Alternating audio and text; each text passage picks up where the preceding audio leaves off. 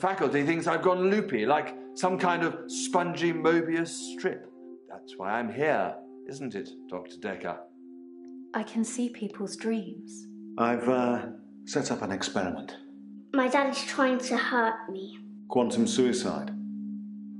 Have you heard of it?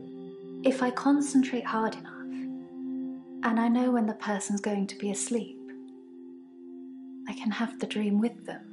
Well, let's call him God. He creates this world for his amusement, something he can play with and occasionally alter to suit his mood. It feels like the paintings are watching me. Sometimes, when I walk through a door, it takes me somewhere else. Literally, somewhere else. God loves chaos, but something goes wrong. Man and woman evolve. What was once chaotic becomes, well, more ordered. It starts as a door-to-door saleswoman. Double glazing, probably. Dr. Dekker, I think we both know what you dreamed about last night.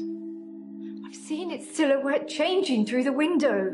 Because he thinks I'm evil. Because I can see things other people can't. On the basis the central component of our universe is chaos, science can only document a perception of the chaos at any one given moment in time. I did what you said, Doctor. They arrested me. Which means that at any given moment, we can choose to alter our perception of the world, no matter how much chaos that would cause. I thought you were supposed to fix me. I'm telling you, it's eating people. And you're just laughing. You're insane, Doctor. Listen to me! You're not listening! It's your only bloody job!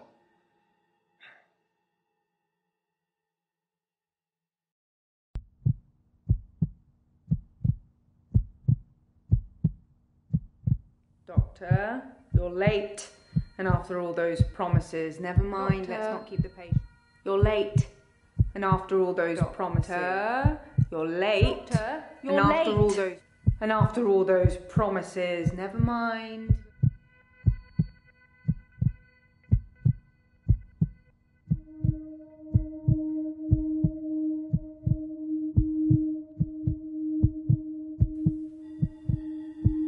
Doctor, you're late.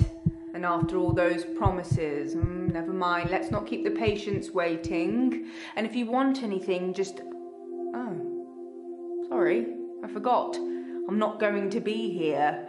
The police still have some questions they want to ask about, you know. And then after that, I'm dropping in to see Ben. He's still in shock, and I thought we'd show we cared. We do still care, don't we, Doctor? Good. Anyway, I hope you're all caught up on Dr. Dekker's tapes. I think Mariana is in first, but I'm sure they'll all become a blur by the end of the day. I'll see you later. Or tomorrow. Probably tomorrow. I'll leave it to you then. Alright, let's see what this is about.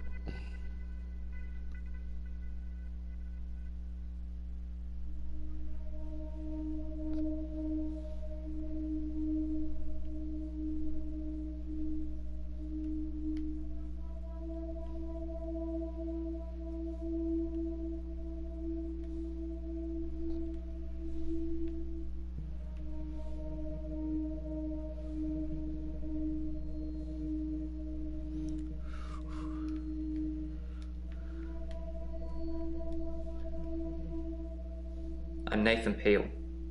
I'm a supermarket worker from, well, hell, really.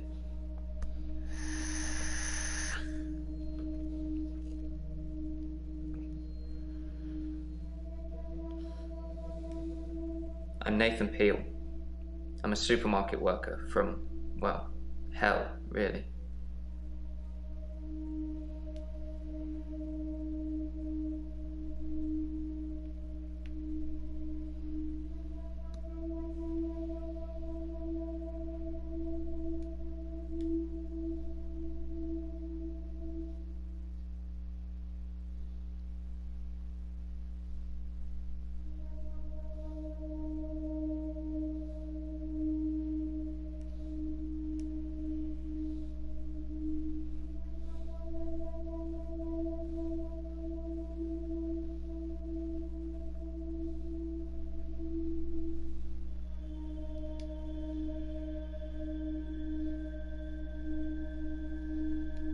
Dr. Dekker was a complex man.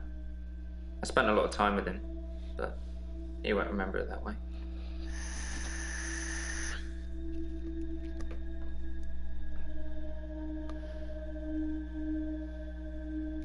I saw the conflict that Dr. Dekker was going through.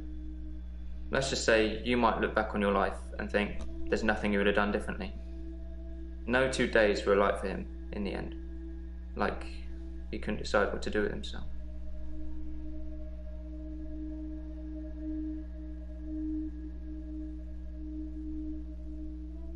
He was like a kid in a sweet shop.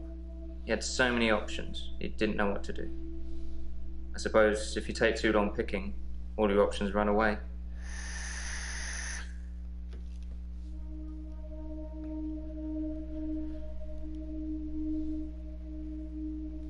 As far as Dr. Dekker was concerned, we had Monday, then moved on to Tuesday. But me, I had Monday 5, 10, 50 times before I got to Tuesday.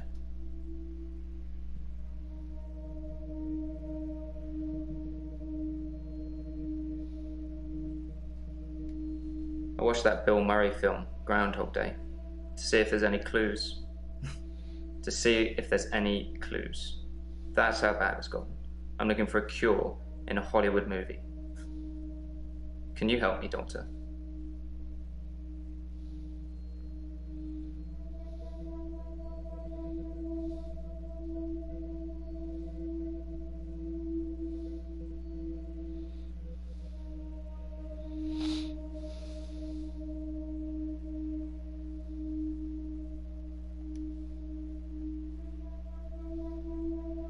I don't know how, but thank you, Doctor. This is our first time around, and I trust you.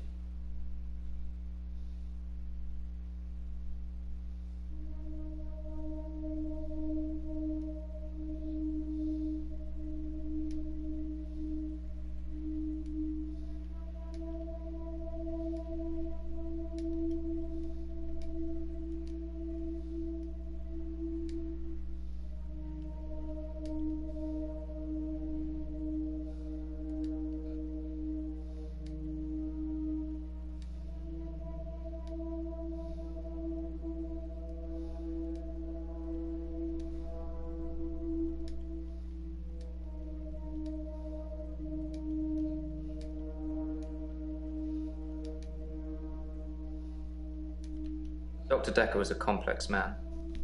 I spent a lot of time with him, but he won't remember it that way.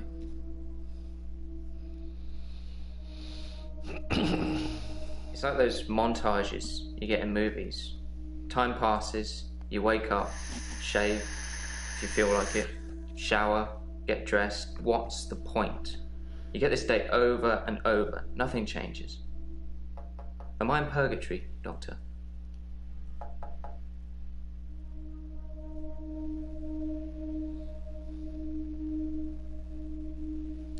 Sometimes it looks different. Sometimes the birdsong will change, or the weather will be less bleak, or that person who nodded at you yesterday doesn't do it today. But it doesn't usually change. You need a tragic event for change, like a murder.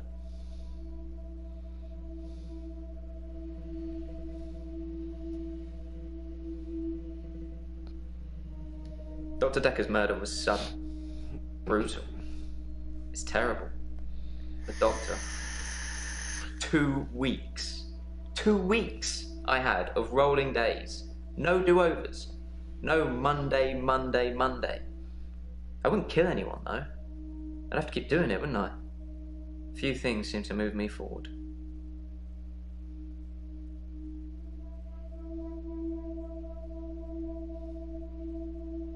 I didn't see the driver. It was my fault. I pulled out and the lorry just rammed me. Well, Anne. She was sat next to me. I was in shock, obviously. When I came to, she was so close to me. It was like she was trying to hug me. But it wasn't right. Not natural. Bits of metal pushing through her. That was 5 years ago.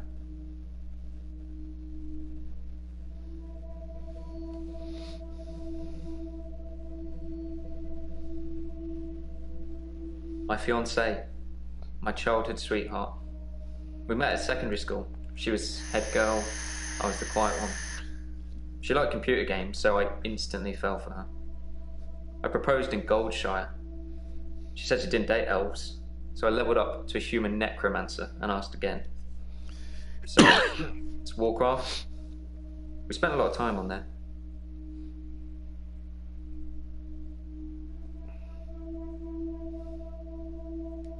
Been shrunk for that already.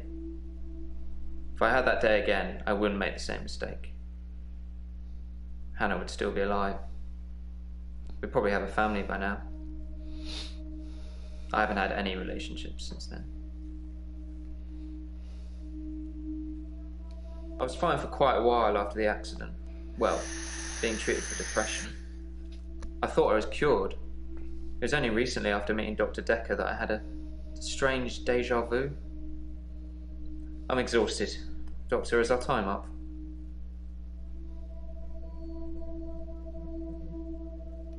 Because I'm stuck between this day and the next. Most of the time, anyway.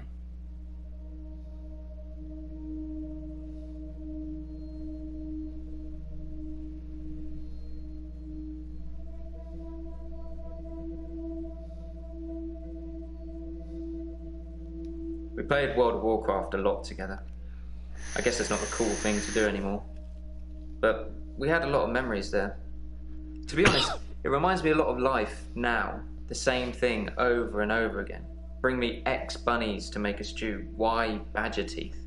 Rinse, repeat. Maybe I'm just grinding life.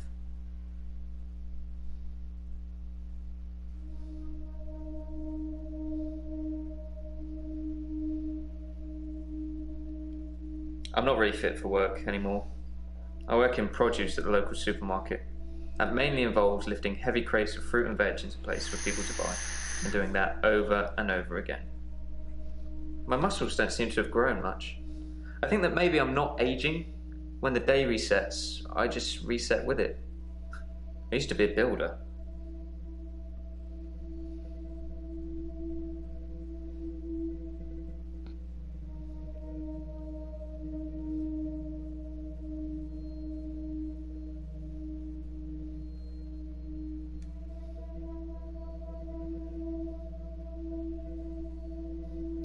I'm 57. Kidding. Just if you spent the whole day at the gym and then repeat that day and not go, you'd have achieved nothing.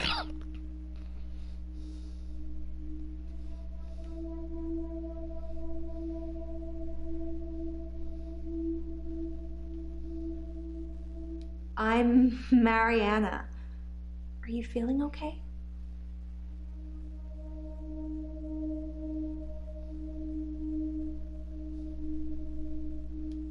That's what Dr. Dekker would say.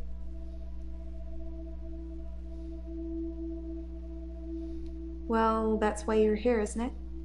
You've replaced him. He was a good listener. I hope you are.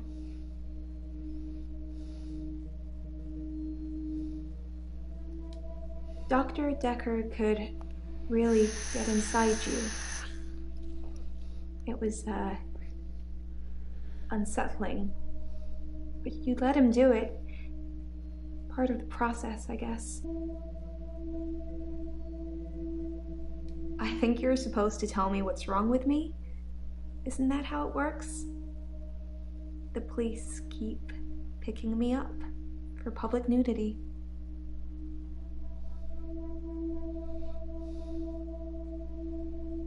I black out. And then the next thing I remember, I'm naked on the beach, like I've been washed up on shore. Nobody's pressed charges yet, but I can feel it. The police are getting suspicious.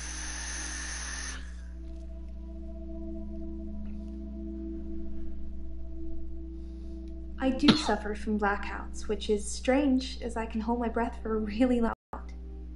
Dr. Dekker thought it was anxiety originally. Then he worked it out.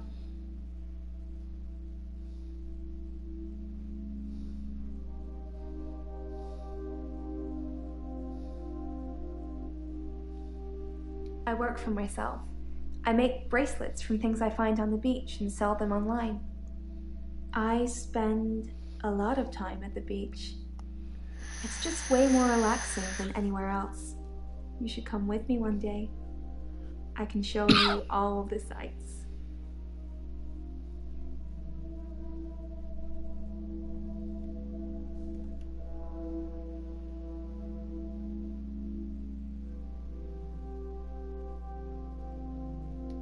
I started seeing Dr. Dekker a few months ago.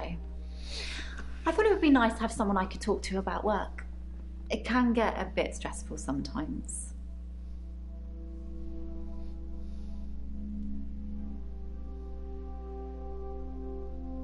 It can be sad sometimes.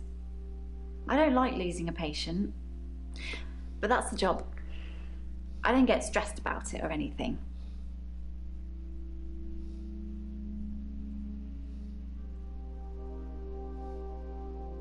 It's not the job that stresses me. It's the people I work with, the other nurses. They're mean to me.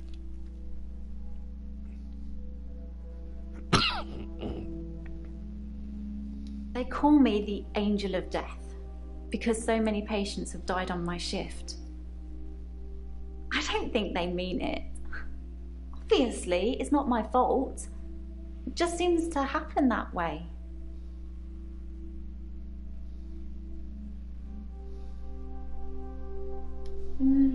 Three last month. 3 the month before that, I think. But only 1 so far this month, so that's good. Although one of my patients, Hilda, I don't think she's got long.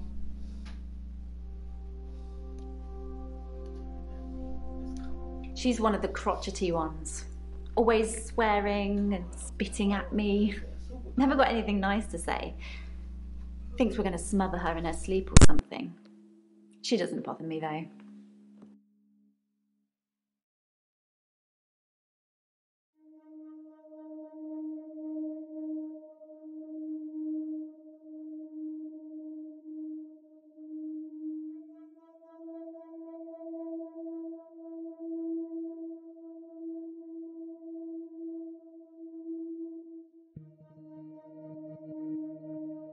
Dr. Dekker thought I had generalized anxiety disorder, GAD, because of the blackouts. He thought I was breathing badly. Do you think I'm breathing badly?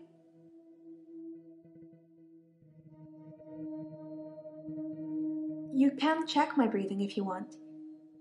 Do you want me to lie down? Can you tell just by looking at me? I'm not worried about it, just if you are.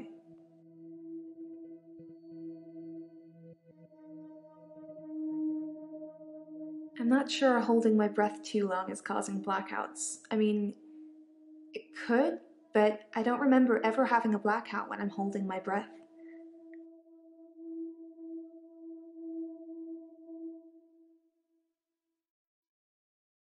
I normally black out when I'm dancing. I like dancing. Do you like dancing?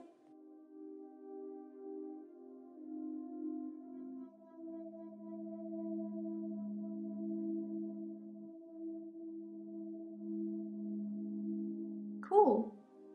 I dance to anything with a beat.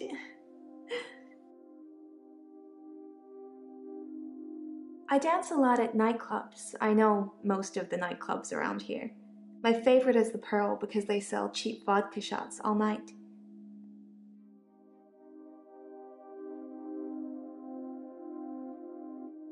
I don't drink.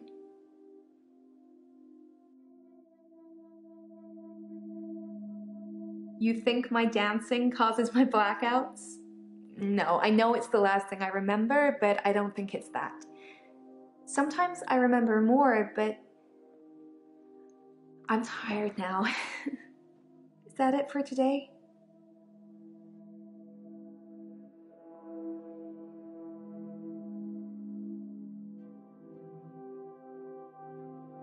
He eventually decided it wasn't anxiety, but I'm not going to tell you his final diagnosis. We should have a fresh start. I don't want you influenced by the prognosis.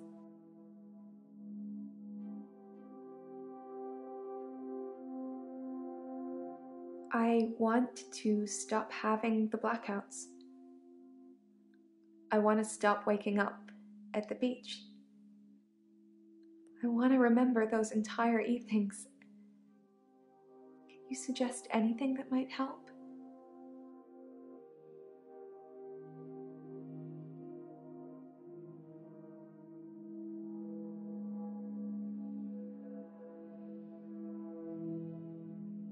Will you do it for me?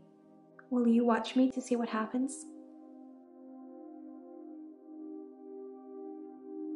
So, it's a date then.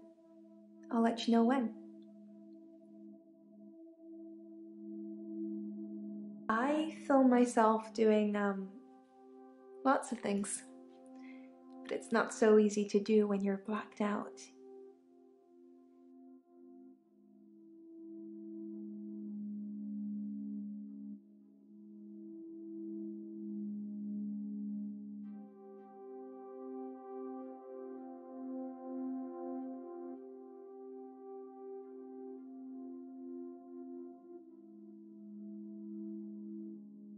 I hold my breath when I'm swimming underwater.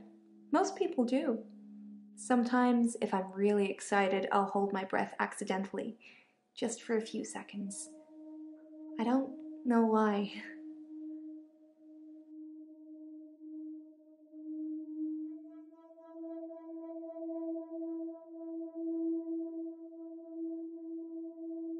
I never find my clothes. I don't know why I'm naked.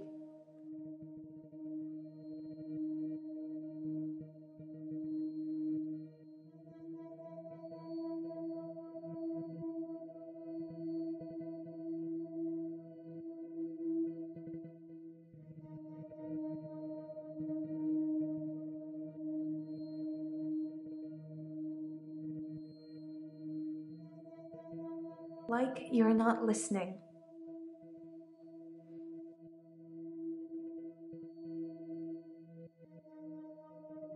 When I wake up, my hair is dry, but it's pretty hot at the moment. I get baked quickly by the sun. It's possible I've been in the sea during my blackout.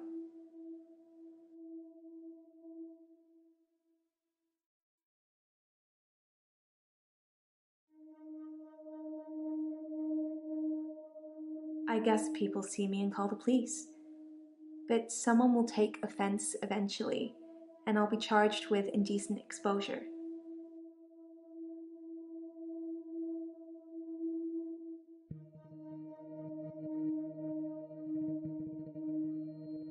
I love the beach. Until somebody tells me it's going to kill me, I'll keep going. Have you ever been addicted to something, Doctor?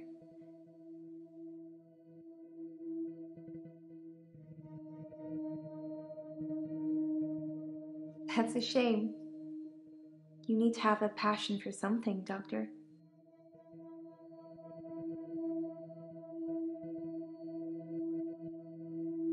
I've been a patient here for 3 months. Today is my patient birthday. Do I get a cake or something?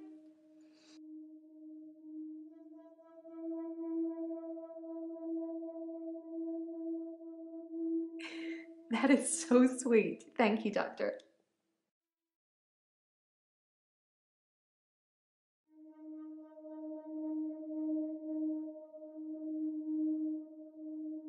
Wow.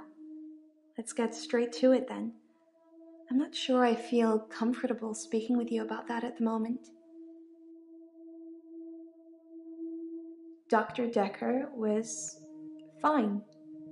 He had good relationships with his patients as far as I know. I'm not sure why anyone would want him dead.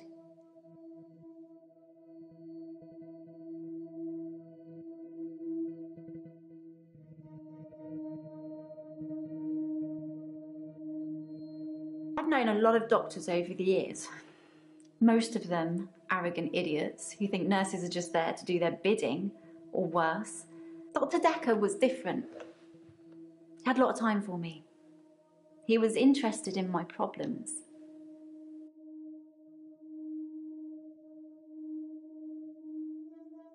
He was a bit offbeat, but yeah, I liked him. But then I like most people.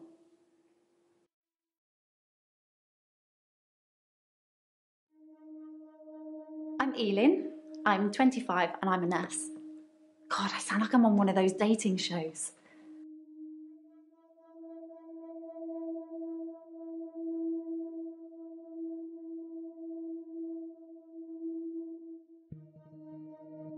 Terry's one of the other nurses at the home. I don't think she likes me very much.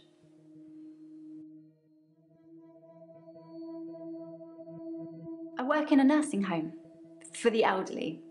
I basically do end-of-life care.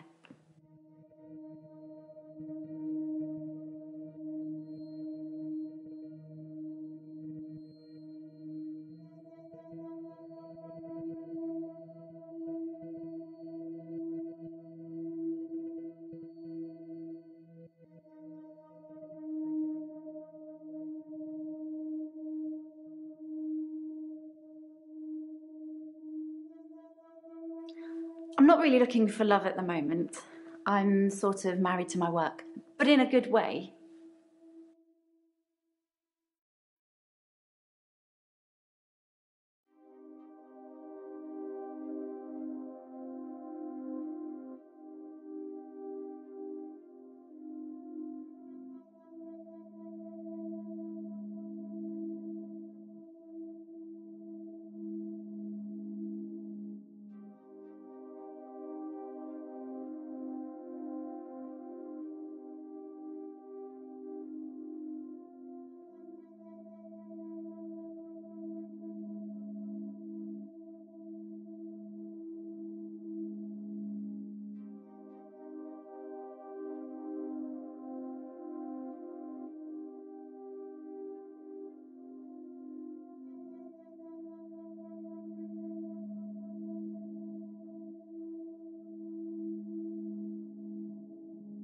The usual things.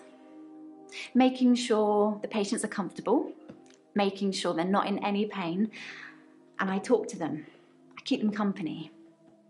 Some of them get pretty frightened about what's coming. Well, those of them that aren't out of it on meds. I comfort them.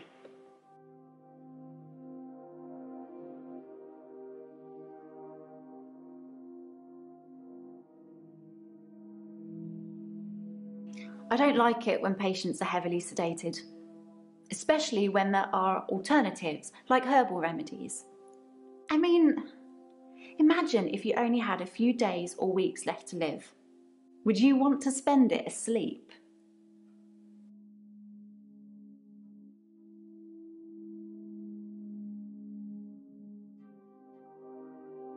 Exactly. I feel like it's almost criminal. Like you're robbing people of their last moments on Earth. You should be able to savour the experience, not sleep your way to death.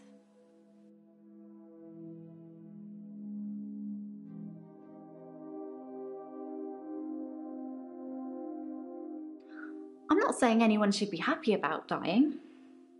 I've seen lots of people die, and it's a special moment. There's literally nothing else like it.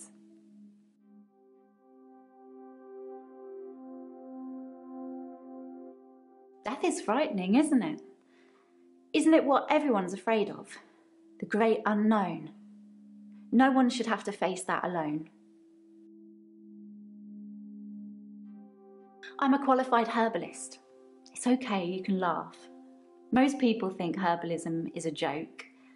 But I'd much rather help my patients sleep at night with valerian or passion flower than lorazepam, temazepam or zolpidem.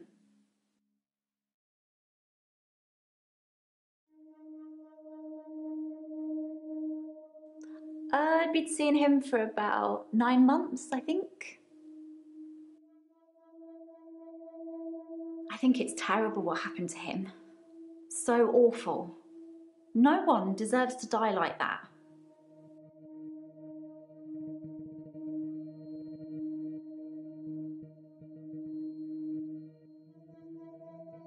My name is Claire Castleford, and as I'm paying a small fortune for these sessions, I'd expect you to be up to speed, Doctor.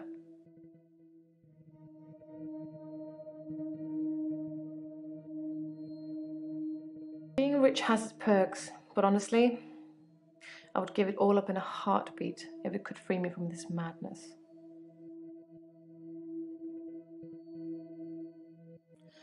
Well, according to your predecessor, I'm a delusional psychotic with obsessive tendencies. Oh, and a history of violence. Sounds so cold when you put it like that, though, doesn't it?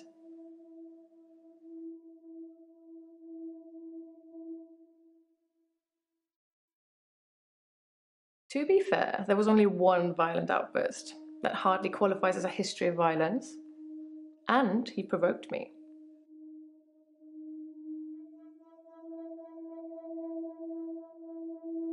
I stabbed him with a steak knife. Shocking, isn't it?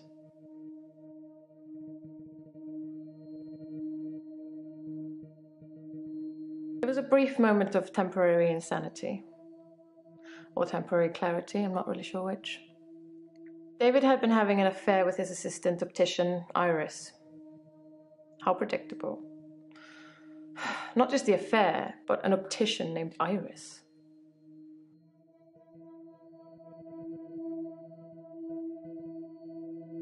I'm obsessed with my husband.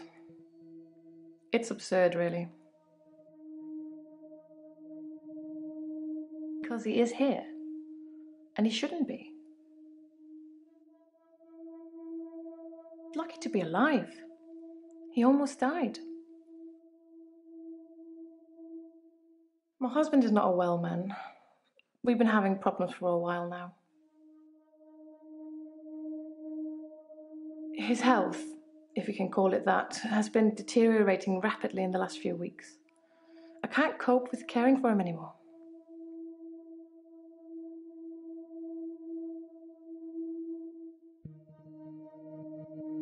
Since our altercation, he's become less and less active.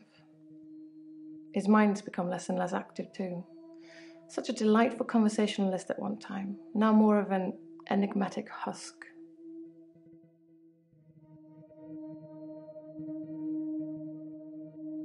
David has trouble looking after himself.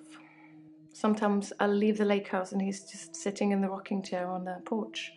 And when I return the next evening, he's still there, just staring into the stars. He needs help, I know, but I can't hire anybody to care for him.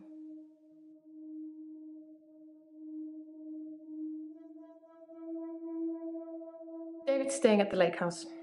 It belonged to my parents, but I don't use it much anymore. I have the main house to myself.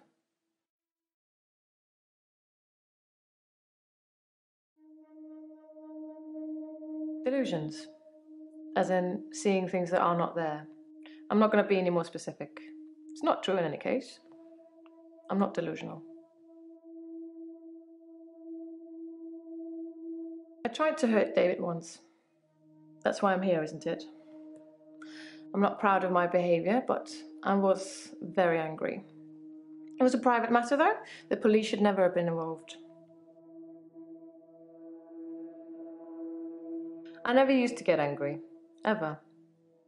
If you're angry, you're not in control. Isn't that right? And it would be very bad for me to lose control. Let's save that for another time, shall we? I'm rich, but I'm not made of money, and I'm fairly sure my time is up. The most shocking thing about Dr. Dekker's death is that he didn't bring it upon himself. But then I hadn't known him for a very long time. Perhaps I was wrong about him.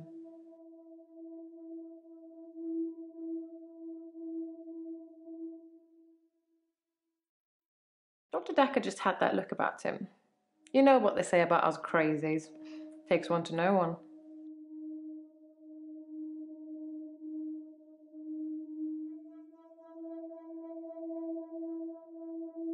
I'm Bryce Hemmings. You must be the new doctor.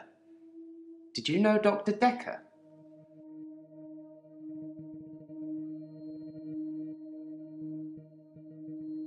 He was an antagonistic psycho. I hope you're not from the same school of thought.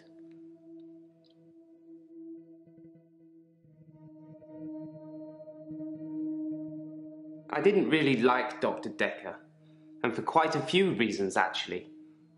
I'd rather talk about my own problems for now, though, if you don't mind.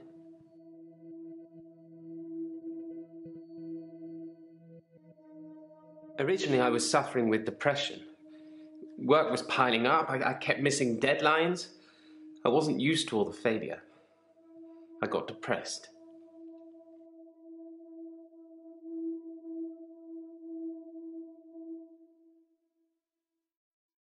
I'm a grave digger, Doctor, and people are dying quicker than we can bury them.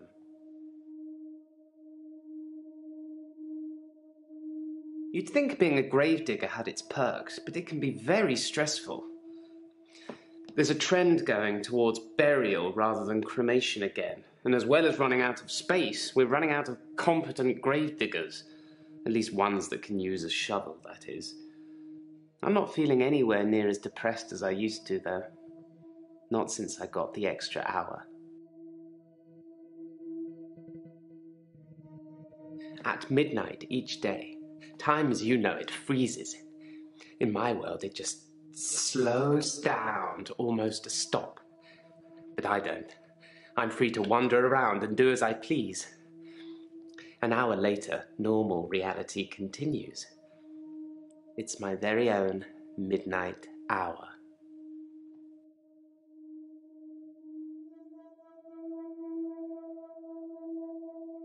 In the extra hour, I mainly catch up with work. It's a godsend. Sometimes I play chess against myself. It relaxes and strengthens the mind all at once.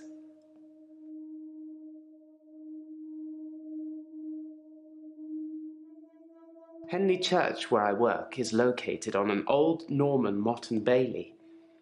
You can't use mechanical diggers or excavators there in case you destroy a relic.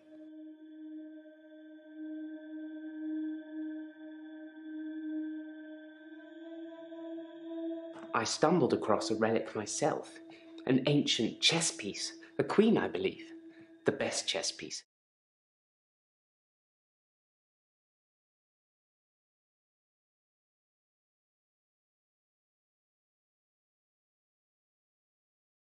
To use it until the archaeologists have finished.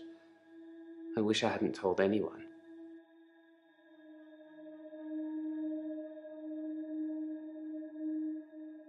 Henley Church is relatively small. Well, for the number of bodies they expect us to pack into the ground, it's relatively small. The whole building was once owned by Scientologists, but they handed it back to the community as a tax break, I believe.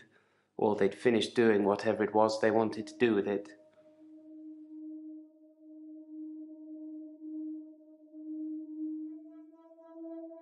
I'm not sure I believe in any religion anymore.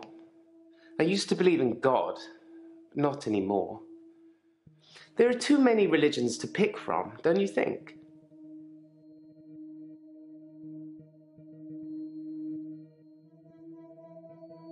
Then we disagree.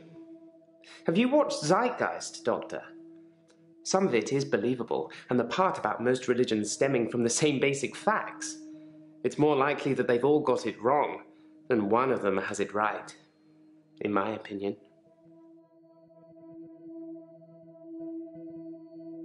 It's a bizarre thing to know you have an extra hour every day. I rarely ever sleep until after midnight now, so I can appreciate the extra time. I get a lot of work done in that time. I'm completely caught up. The depression is no longer an issue. 25 hours is a blessing for me. But apparently it's not real, and I'm insane for thinking it is. What do you think, Doctor?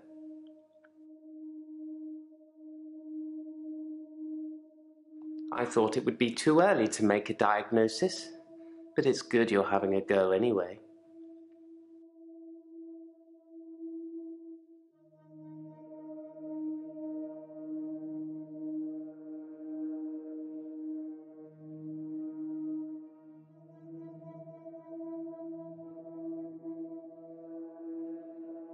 Most of my days a blur. I'm not sure if it's the sleeping tablets I'm on or just how I've learned to switch off.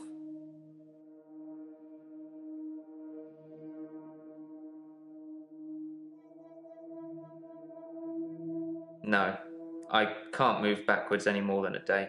I don't really seem to control it. It's generally always on. I have to try and change something to move forward. I'm on temazepam. Dr. Dekker prescribed them for me. He thought I would sleep through to a whole new day. I didn't.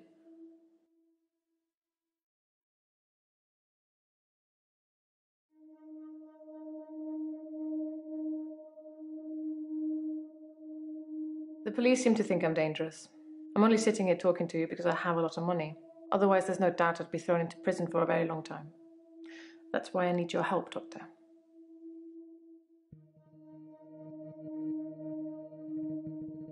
I assume they think I'm dangerous because I stabbed my husband. I suppose after what I did, there are people that might think I belonged in prison. What do you think, Doctor? Can I be saved with therapy, or should I be locked up like a dangerous criminal?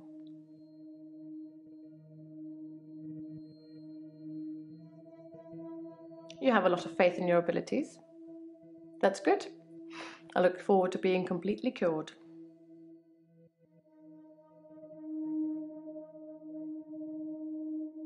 Dr. Dekker would say one thing and do another. He would push me to do things I didn't want to do. He was getting worse towards the end. I'm surprised he didn't kill himself.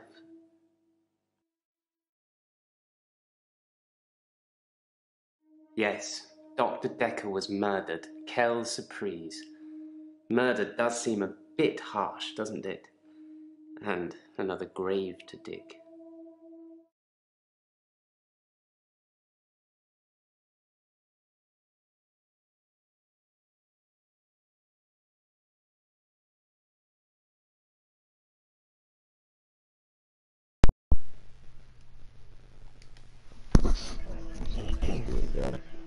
Yo, what's up? I'm playing this fucking game, man.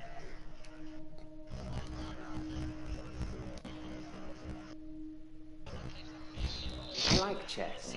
I still play sometimes when I can find an opponent. There's nothing more satisfying than planning scores of This moves new one, in I just advance and then downloaded. watching things unfold as you saw them. I shouldn't have told anyone about the Queen.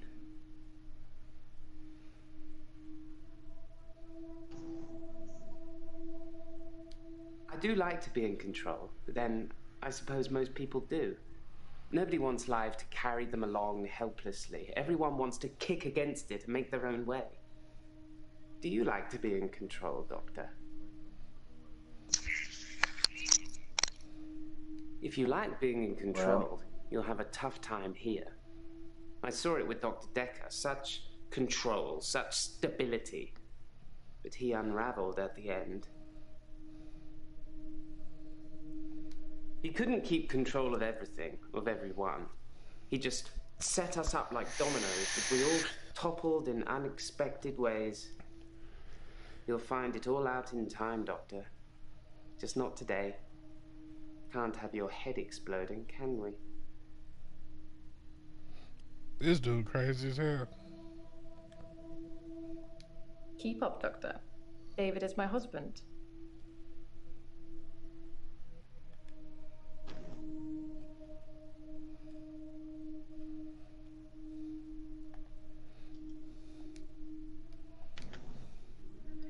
Oh, Doctor, glad I caught you. I thought you might want to hear what Ben had to say. Quick catch up?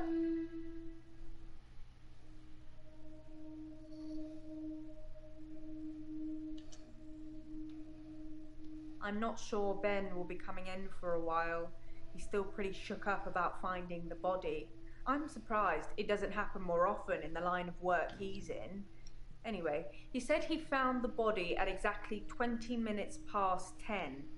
For some reason, the first thing he did was look at his watch. That's all he'd say before he'd shut down. The police weren't very talkative either. Hey, I'm gonna jump out the party. This is like some kind of mystery type game. I gotta listen to what these bitches saying.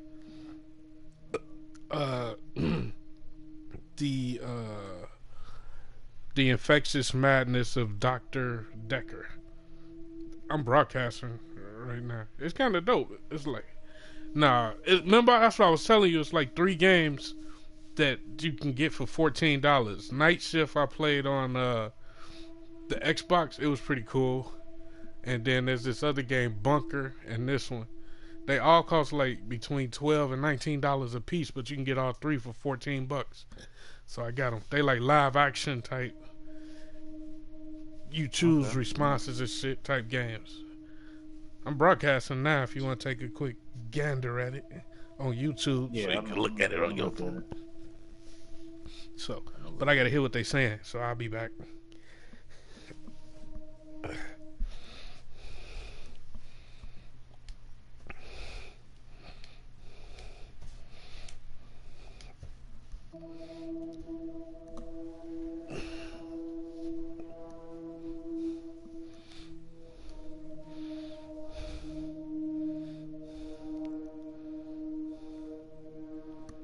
I wouldn't say we were best friends, but we did spend a lot of time together. There's only 2 of us that work here.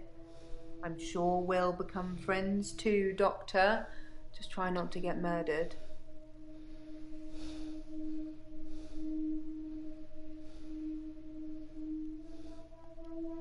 Sorry, didn't you know? Ben's one of the night shift cleaners. I'm sure he's got some tales he could tell.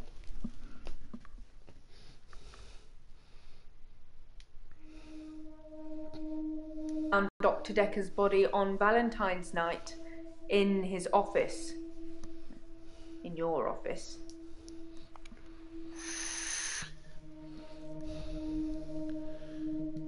Yes, you know, the 14th of February, the day of love. Or remembering a massacre. Whichever's more you. The police wanted to know what I was doing Valentine's night, you know, when the body was found. I was at home, all on my lonesome. So I guess that makes me a suspect.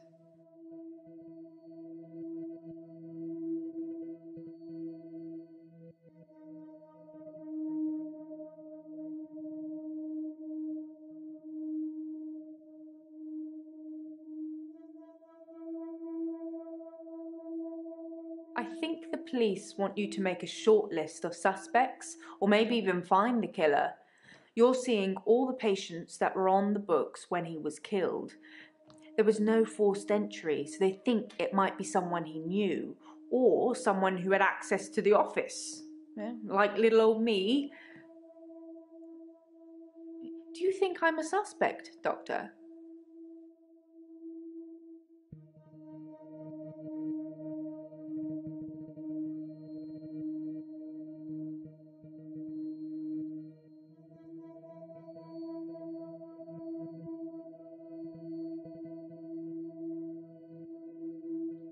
And you barely know me. I'm flattered. They did mention I needed grief counselling though, and I said you'd sort me out. I know you haven't agreed, but just so you know, it's very kind of you. I'll see you tomorrow.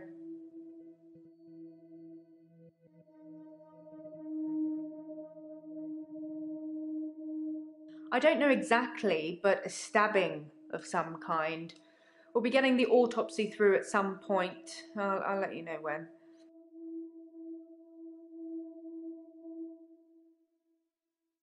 I didn't see it myself, so I don't know. But I heard it was a bit of a mess with all the blood and everything. You know, they have people who clean up after such things, though, so you really can't tell, can you? But don't worry. That's a new chair.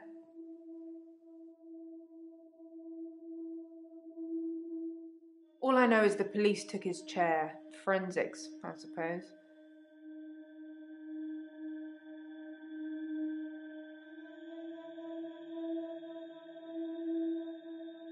I wasn't really in his social circle, so I don't know if he had any friends. In terms of enemies, I heard things get heated in his office sometimes, but I won't name any names.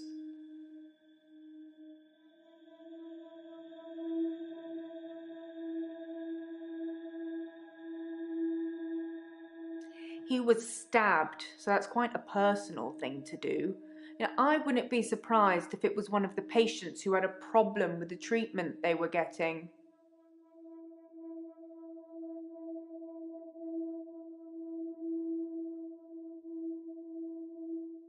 I'm just surmising.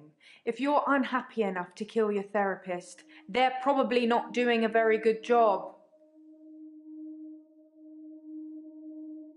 Susan, Annabelle, Melissa, there are some names, but they're not names of anyone I know.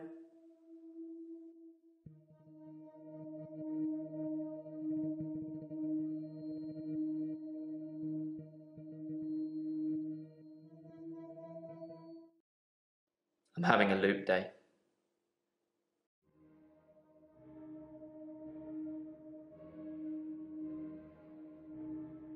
It's a do-over day? You won't remember. What's the name of your assistant again? You didn't know that yesterday. Can you remember where I met Hannah?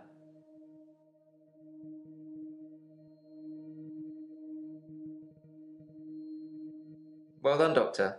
Yeah, we met at secondary. Wouldn't it be funny if my day loops if you fail to get a question right?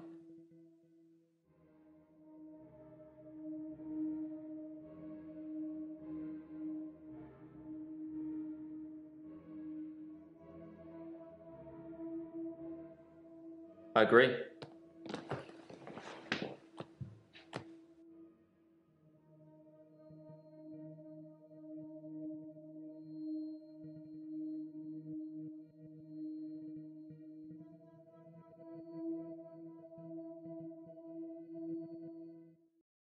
I'm having a loop day.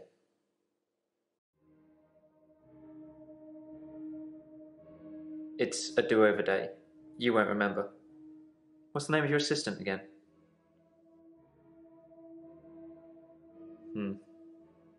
I suppose you did remember that yesterday. Can you remember where I met Hannah?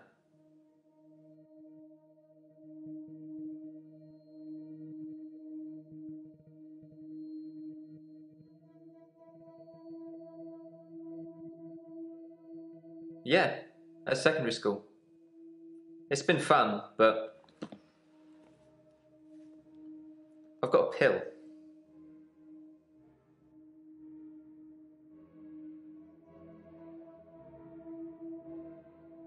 Dr. Dekker gave me this pill. He told me if I took it, I'd never have another loop day. It's got a small skull and crossbones on it. Should I take the tablet, Doctor?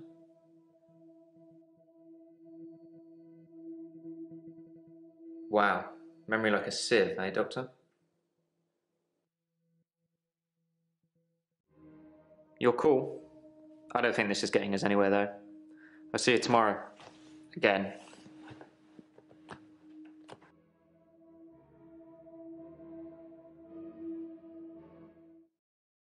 I'm having a loop day. It's a do-over day. You won't remember it. What's the name of your assistant again?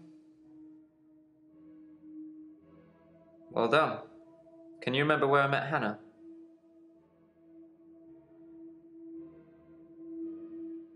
Yeah, great. Is there anything you can say that's going to break this loop for me? No, I don't play that game anymore. I never mentioned a pill this time, or a tablet. What the hell is going on here? Are you reliving my days? Something somewhere has changed since you arrived. Like some kind of sim theory. It's a thing. Some professor believes we could be living inside a computer simulation and someone is controlling us. And there are millions of these sims. And someone somewhere behind a keyboard is just causing havoc.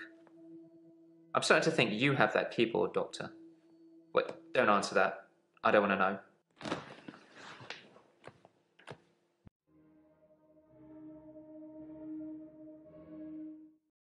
Midnight each day. On Valentine's night. Time as you know it freezes. 20 minutes past 10. Keep up, Doctor. Thinks we're going to smother her in her sleep. I'm a grave digger, Doctor. I was at home. David is my husband. All on my lonesome. Stabbed him with a steak knife. Nothing changes. I'm a qualified angel of death. When I'm dancing, You get this day over and over. Hilda. I black out. I don't think she's got long. And Laurie just... Naked on the beach. Hannah. Is that it for today?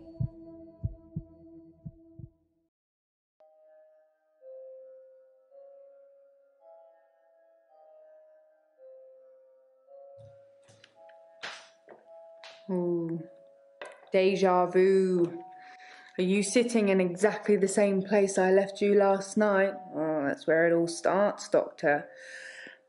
Anyway, do you think you can fit me in today? Looking at the diary, it's just the usual suspects, and you must be getting sick of them already. I've got this for you, too. It's some more footage from Professor Alderby that was hiding away. Well, come find me if you need anything.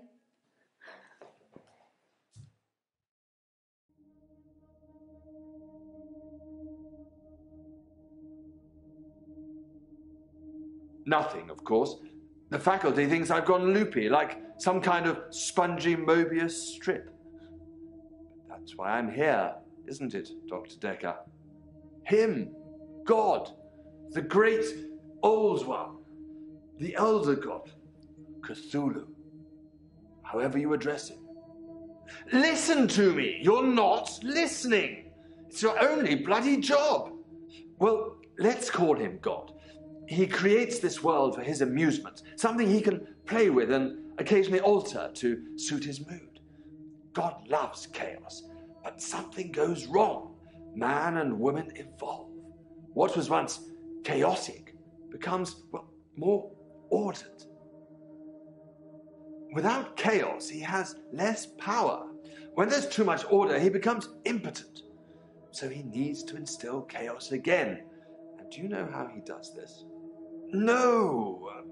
And yes, but you're being too granular. He needs chaos so he can return, and the only thing stopping him is you. Not just you. You and people like you. Psychiatrists, doctors, nurses. Anyone who is caring for people who are losing their sanity. You have no comprehension how important your job is, do you? He doesn't need your version of insanity to spread. He needs chaos. It's not the same. It's just a means to an end. They're not all cultists, unfortunately. Once you see the truth, it's hard not to spread chaos yourself, to cause further insanity and harm your own. I doubt it. But can I make you question your reality? Definitely. But in doing so, I would be promoting more chaos. On the basis the central component of our universe is chaos, science can only document a perception of the chaos at any one given moment in time, as by definition, chaos is unpredictable from one moment to the next, which means that at any given moment, we can choose to alter our perception of the world, no matter how much chaos that would cause. In 10 seconds' time, there will be no gravity in this room, and we will float. 3, 2, 1. You think nothing happened. But where's your glass, Doctor?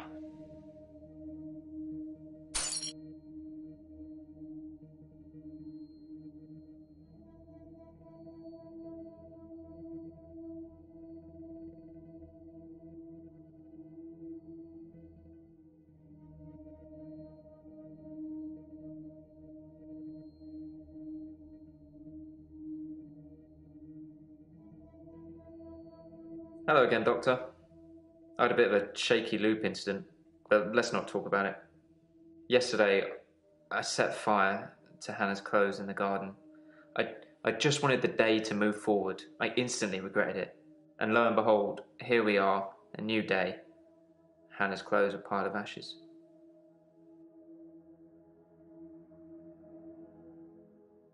I've kept almost all of her stuff as she left it. It's just the clothes. I decided to burn those yesterday, so here I am. Hannah loved clothes. Every season, she'd donate her entire wardrobe to some charity or another, and only buy stuff she loved. I was left with winter. I don't even know what her favourite season was. Does it matter? What's your favourite season, Doctor?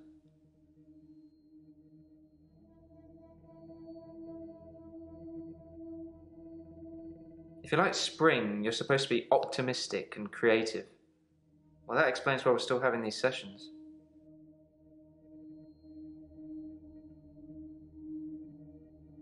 Dr. Dekker felt that Hannah was holding me back. The memories of Hannah. In his opinion, I was holding on to the past. So I guess he cursed me, if that's even a thing. Yes, Dr. Dekker cursed me.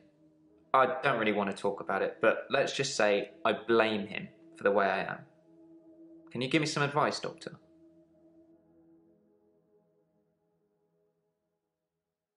I've been trying to think how I can get past today. I've come up with a couple of choices. I could set fire to Hannah's photographs. I've got them in Dropbox anyway. But setting fire to the clothes did the trick. Or setting fire to a rocking chair. She sounds like an old lady, but she loved that rocking chair, which I've not sat in since. Which one do you think's best?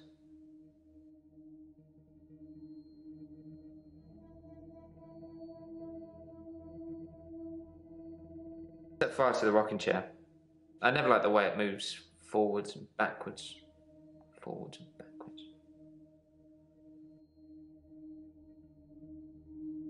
I was at Henley Church on Valentine's Day, visiting Hannah's grave. It was the anniversary of her death.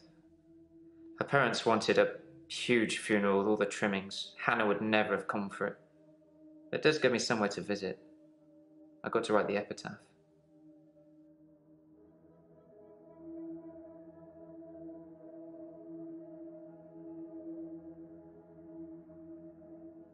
We walk alone without our angel.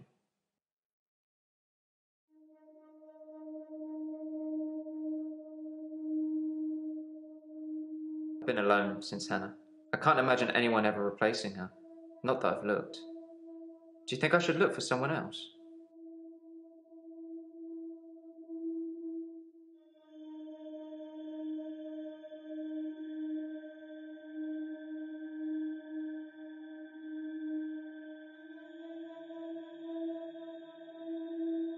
Okay, fine.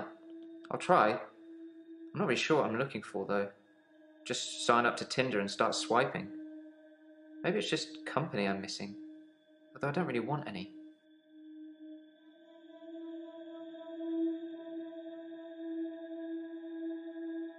I'm not religious, but when I wrote Hannah's epitaph, I knew her parents would want some acknowledgement of the great bearded one. But she was an angel to me. She was an angel to everyone. I left Henley Church about 11 o'clock on Valentine's Day. I was talking to an archaeologist who said they'd uncovered some fossils resembling a strange cephalopod-like creature. Strange place to find an octopus, really. What? Do you think I've got something to do with Dr. Dekker's murder? Maybe you should ask your assistant who Dekker saw that day.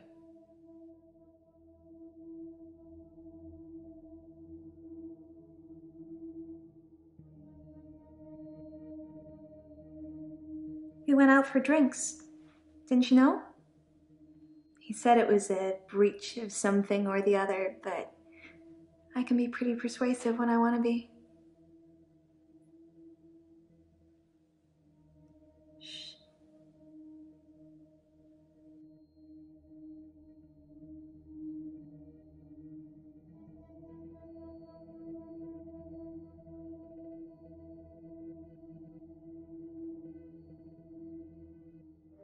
Yeah, drinks. I think Dr. Dekker ordered neat whiskey. I had water. I don't drink.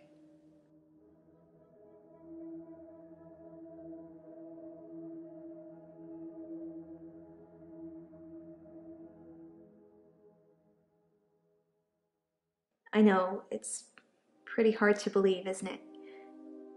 I feel pretty ugly. But I think I have a nice smile.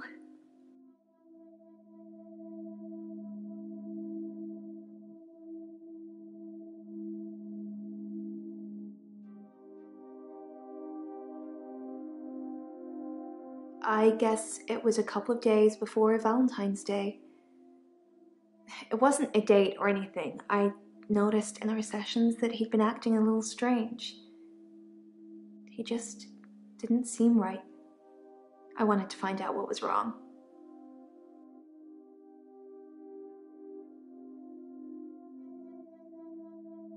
I haven't been back to the beach since our last session, and no blackouts, new doctor, and new hope.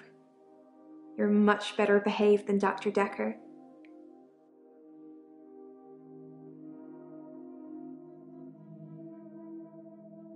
Dr. Dekker dated his patients. That's not good behavior, is it?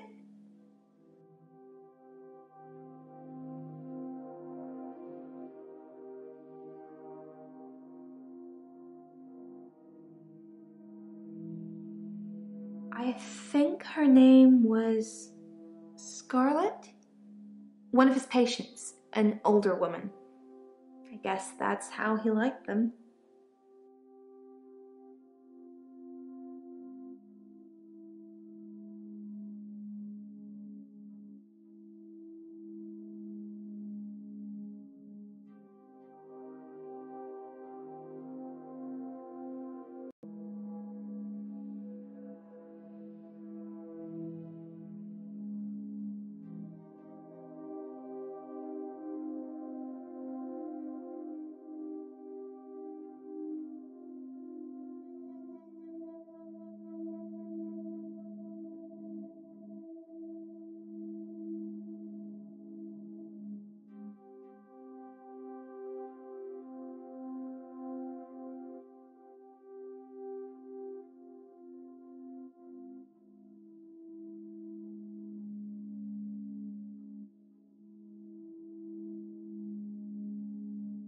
I haven't been back to the beach since our last session. I've kind of missed it.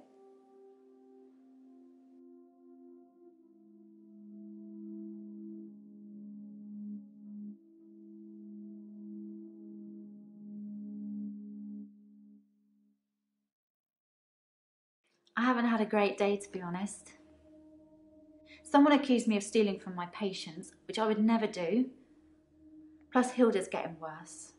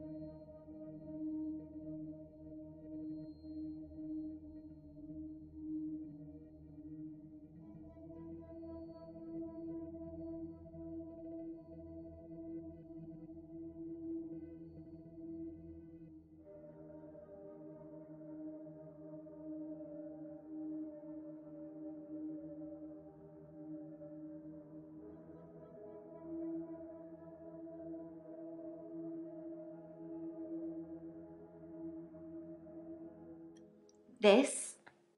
Well, it started with this. It's a locket. Alice, one of my patients, gave it to me before she died.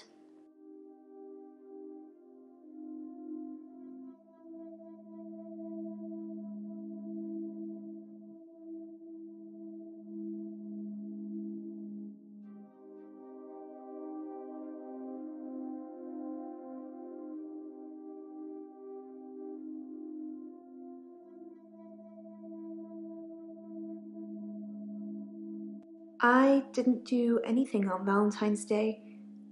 I washed my hair and then I walked along the beach for the whole night. It's actually true. I saw one of your patients, actually. The nurse. She was on the pier with someone. Pretty much all of the night, too, so I can vouch for her, even though She probably didn't see me.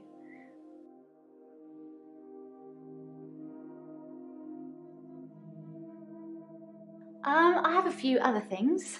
A watch, a ring. One patient gave me a little china bird. They're not valuable, just trinkets, really. Strictly speaking, all of the patient's belongings should be passed on to family members after they die. But Alice's son never visited. He didn't care about his mum. Why would he care about some worthless piece of jewellery? It just doesn't feel right to me. What do you think, Doctor? Am I wrong to keep the locket?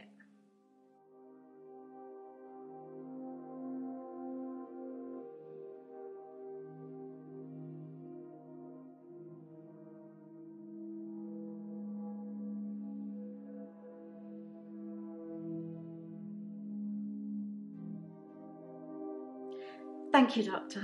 That makes me feel much better. I shouldn't let what Terry says bother me so much.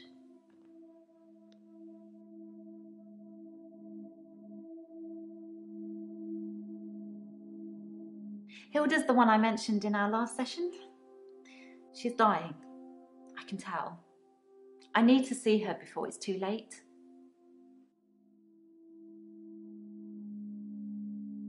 Help her finish her unfinished business.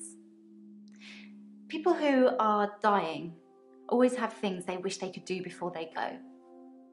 We leave a lot of loose ends in our lives. We're very messy that way.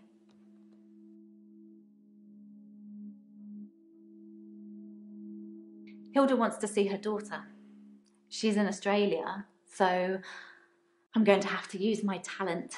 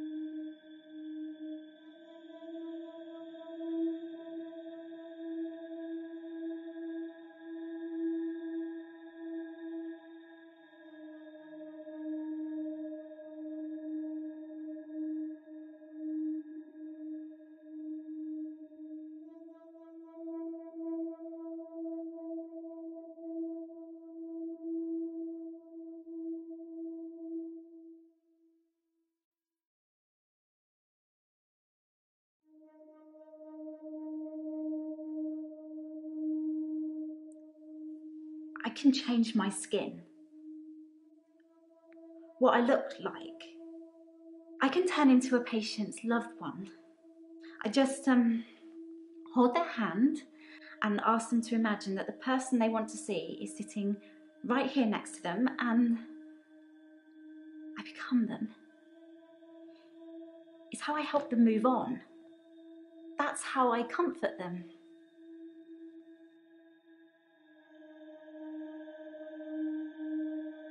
I only shift at work to help my patients. I don't have any interest in using it as a party trick or to deceive anyone.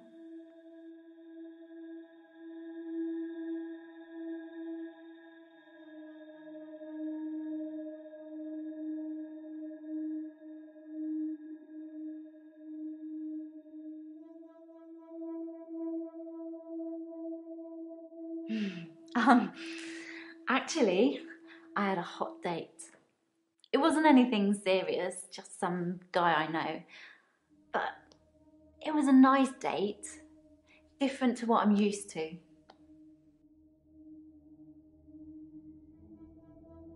It was very traditional, old-fashioned, you know? Dinner at a nice restaurant. Then we went for a little walk along the pier, held hands, had a bit of a kiss. Then he called a cab and I went home, alone.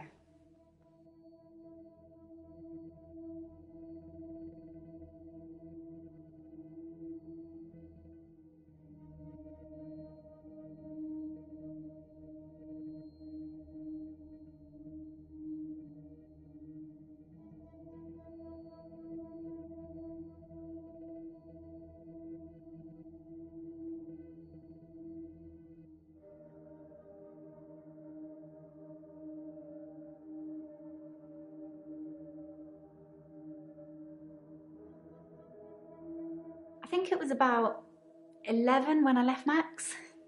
I'm sure you could check with the taxi company if you really wanted to, if you think I need an alibi.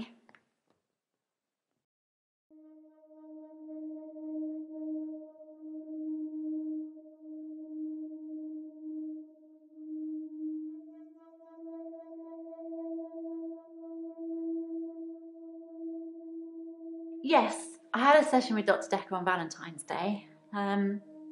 3 o'clock, I think. Just a few hours later, I still can't get over it.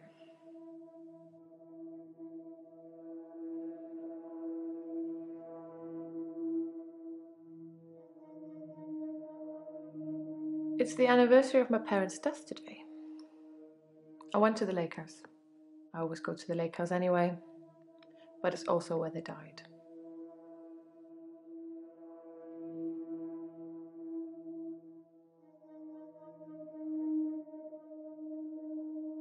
I stood for a while, looking across the water.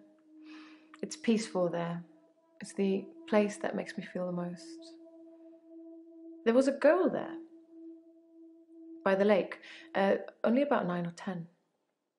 She was fishing, if you can call it that, with one of those nets on a stick.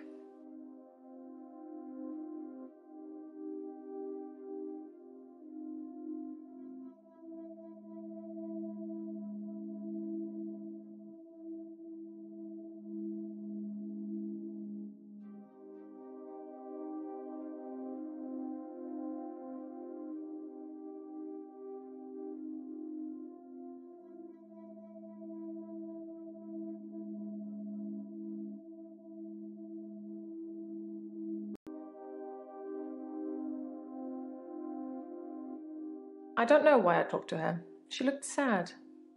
I don't usually talk to children, but she seemed different, special. I'm allowed to talk to her, aren't I, Doctor?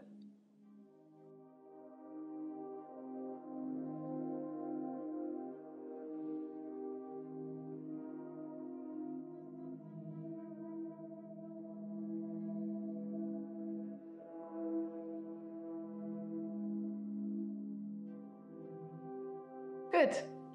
It felt nice. I felt like I was being nice. I felt human.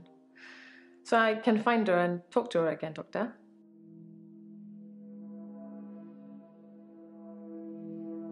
David had been hunting again, and, well, she's seen some of the skins he hung around the lake house.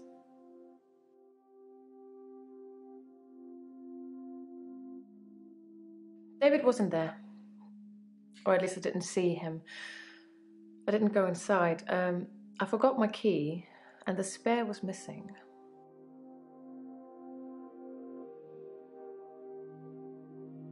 Animal skins. David hunts, then skins. It's horrible, really. He's not really good at either job, so the skins still have great lumps of bloody carcass hanging off them. I'm sure he'll get better with practice.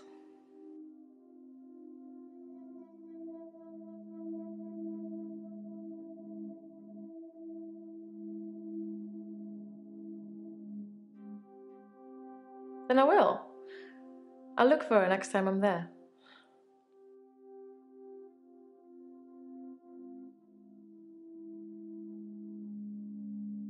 They died of carbon monoxide poisoning. I was staying at a friend's house. Otherwise, I would have died too. The day Dr. Dekker was killed, I had a session with him in the morning at my usual time, 11 o'clock. That was the last time I saw him. Dr. Dekker made me an offer that I couldn't refuse. I'll be taking it to the grave with me, though. As did he.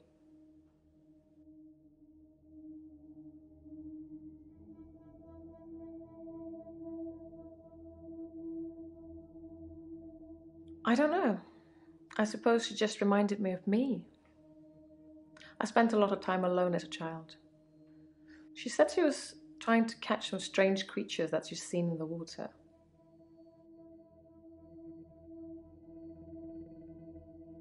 I don't know. Minnows, probably. Everything's strange when you're a child.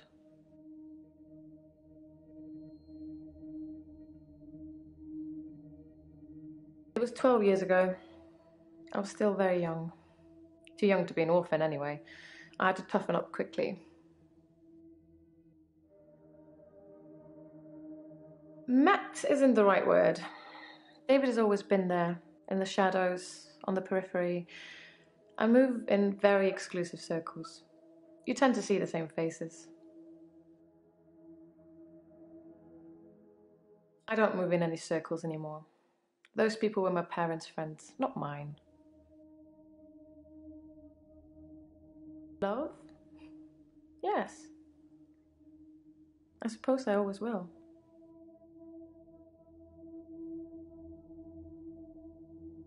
Valentine's Day night, I was at the lake house, watching David, like I always do.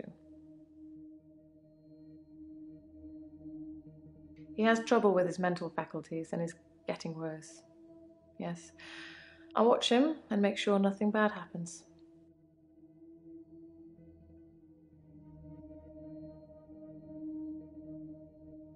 There's something I want to tell you about. Something else that's wrong with me.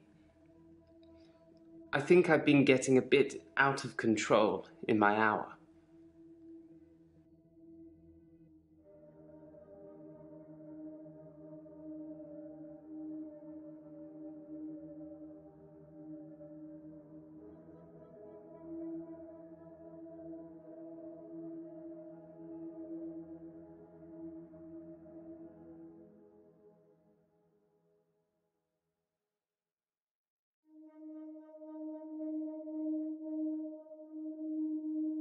When I first got the hour, I was shocked, obviously. It took me a while to work out that everyone was frozen and only I could move, because I live on my own. What would you do, Doctor, if you had an hour where everyone was frozen? Go to a fairground?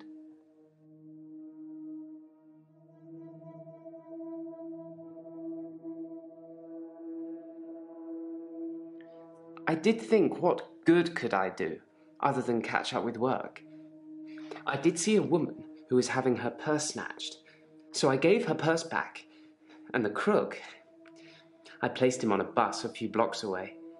I have no idea where it was going. She'd never really be able to thank me, so I took another picture.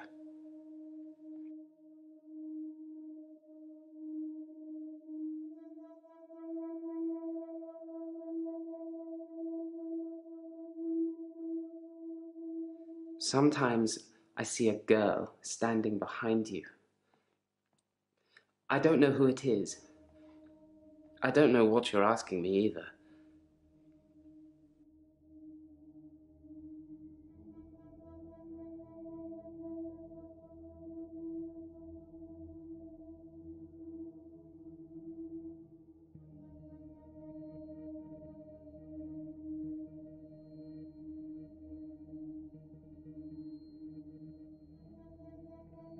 I dug the grave for Dr. Dekker. I helped carry his coffin to the burial site. Do you know what? It didn't weigh enough to have a body in it. Why do you think that is?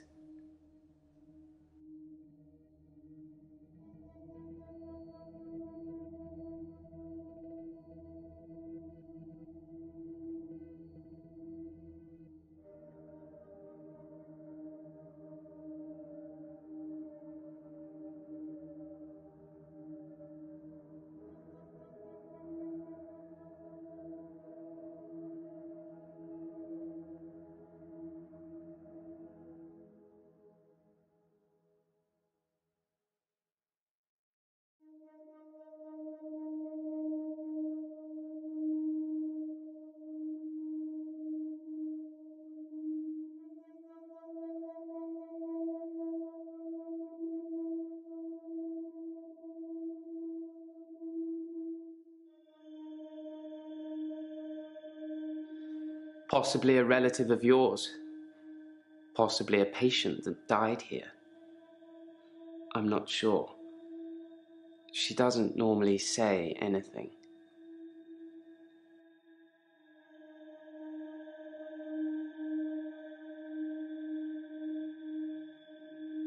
No, the coffin wasn't empty. There was something in it. A decoy, I'd imagine.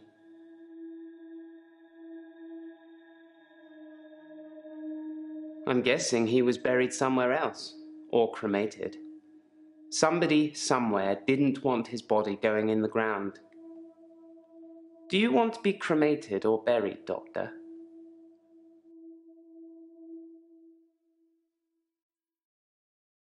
If you're buried, people can bring you back. You don't want to see people when they've come back.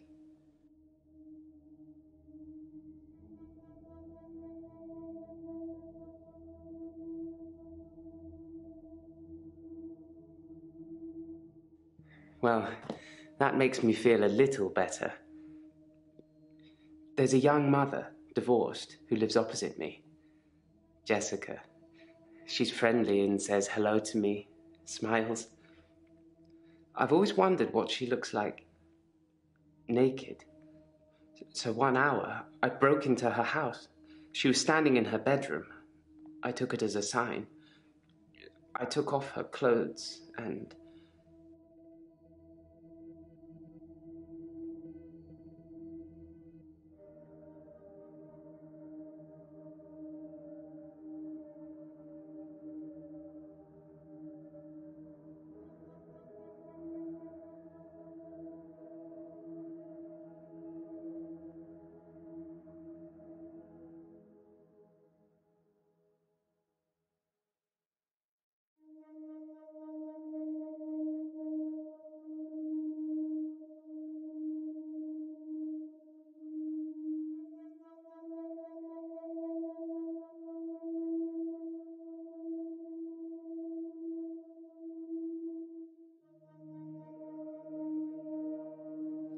I took photos of Jessica when she was naked.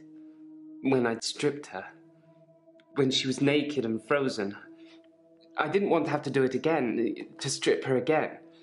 So I took pictures to remind myself what she looked like. That's wrong, isn't it, Doctor?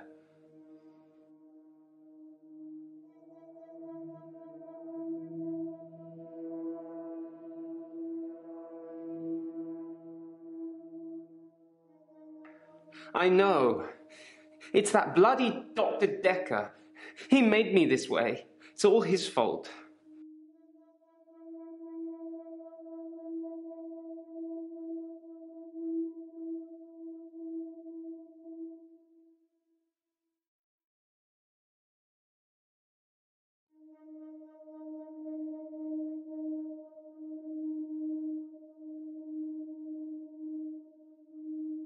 Like I said, I originally presented with depression, and everything was going well for a while. Then Dr. Dekker changed.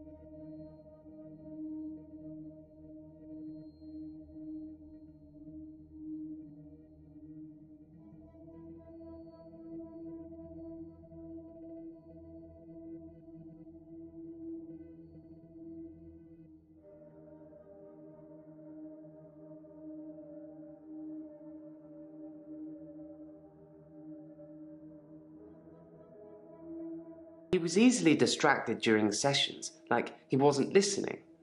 I'm pretty sure he wasn't listening half the time. I don't think he wanted to know about his patients anymore. But when he did give you advice...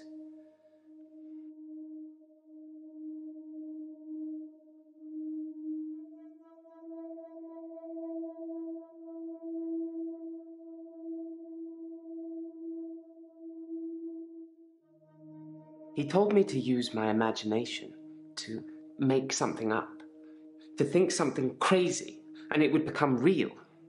He told me to think of a way to get more time.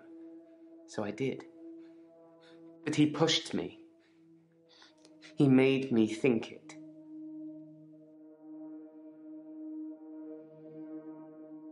Ha! That was just an example, Doctor. I'm sure you can come up with more exciting things to do than that. Yes, I would steal too. And I have stolen.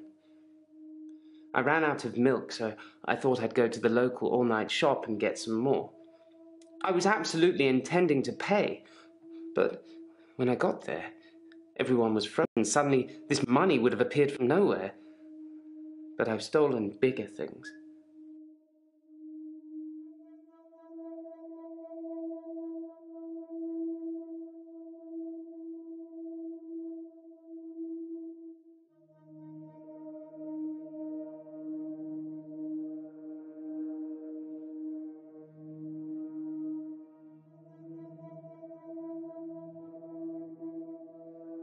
I spent most of Valentine's Day at the art gallery. Well, the evening part, anyway. They had a display with the theme, Love Conquers All. I didn't get most of the paintings, but they were well done.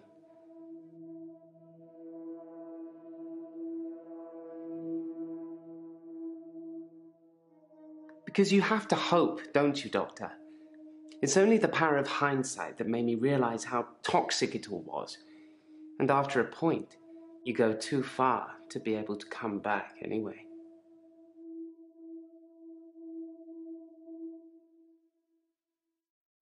Yes, I suppose I've destroyed a few things whilst in the hour.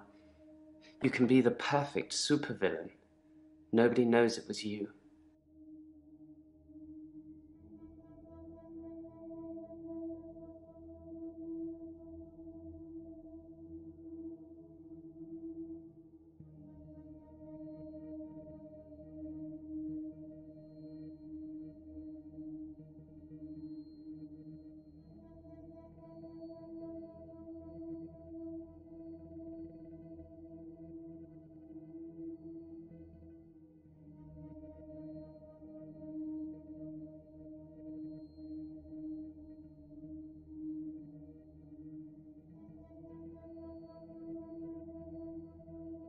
I'm Jasmine. I don't come in that often. What happened to Dr. Dekker?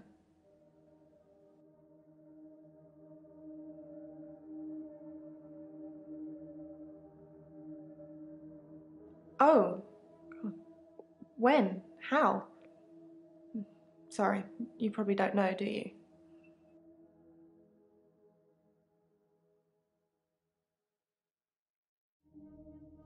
Ouch. I didn't really know him that well. I'm trying to remember what I was doing on Valentine's Day now.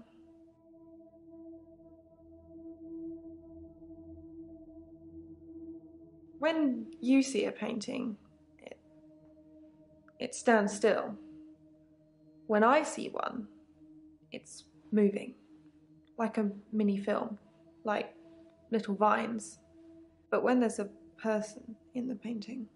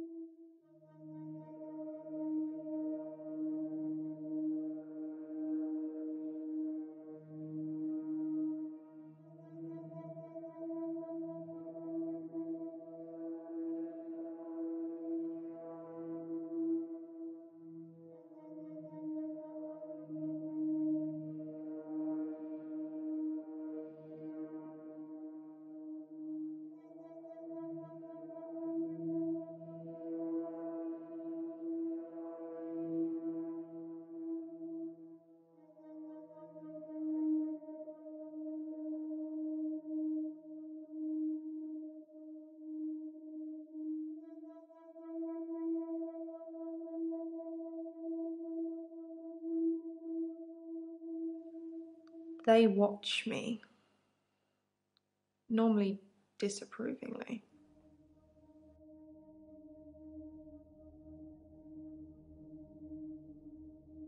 Because they don't think I know how to appreciate art, because I'm too young.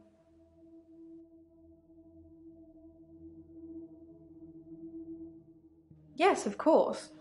Otherwise I wouldn't be working in an art gallery. I love art. I love paintings.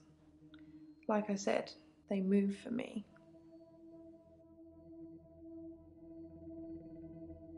When I want them to, normally. When I want to really get inside what's going on. But some paintings, I can't stop.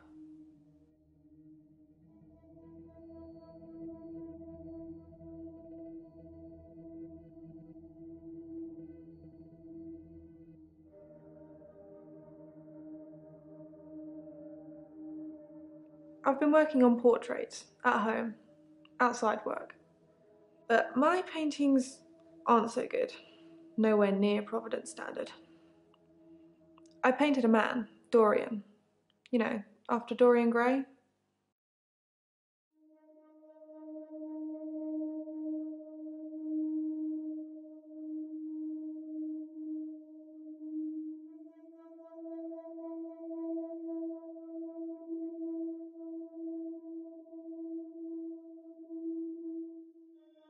I wanted to try and capture someone aging, so I divided the face into thirds and painted a boy, his father, and his grandfather in each third. It was hideous. And it started talking to me.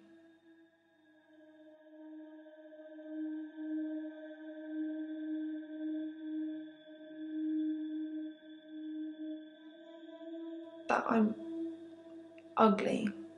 That I have no talent. Nothing will become of me.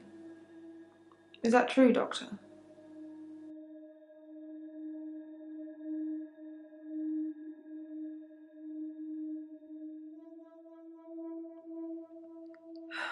I hear it so many times from that wretched painting. It's in my head. But thank you.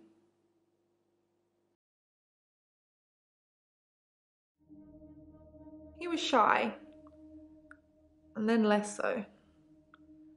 When I told him about my problem, he told me to set fire to it.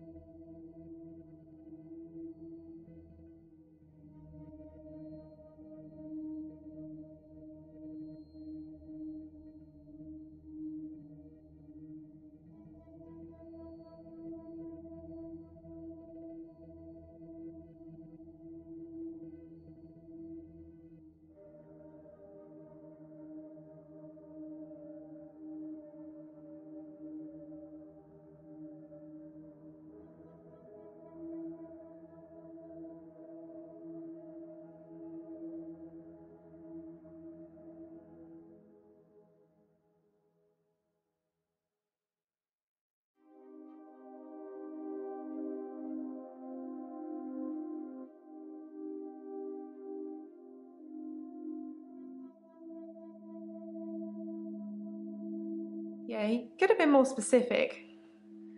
I tried to set fire to Providence. At that time, I thought the only way to fix my problem was to set fire to the entire art gallery. Several paintings didn't make it. Luckily, my boss didn't press charges. The police did arrest me, though.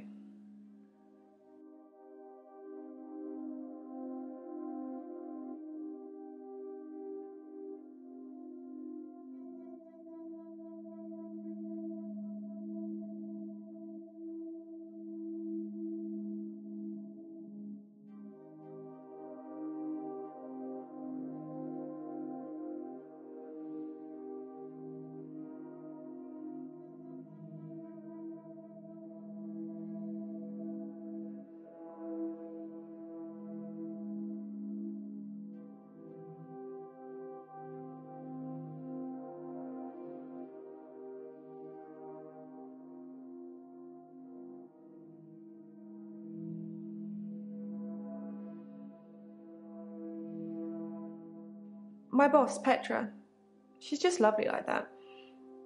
Providence has gone through some tough times, and I've only been there a year. She invested her life savings, and it's still not making any money. Such a sweet lady. You'd do anything for her.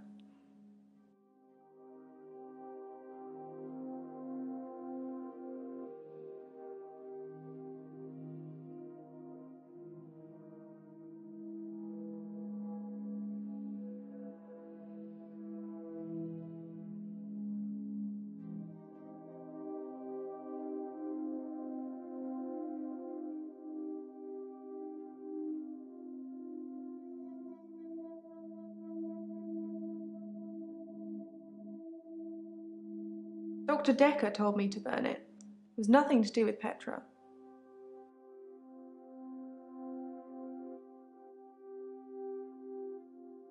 No, Petra has insurance.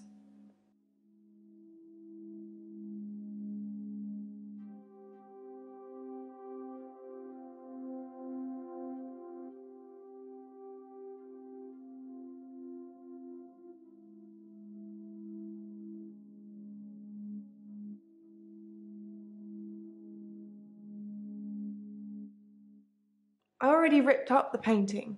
It screamed as I cut it. And now whenever I close my eyes, I can see it, hear it. I need the tablets, Doctor. I need them.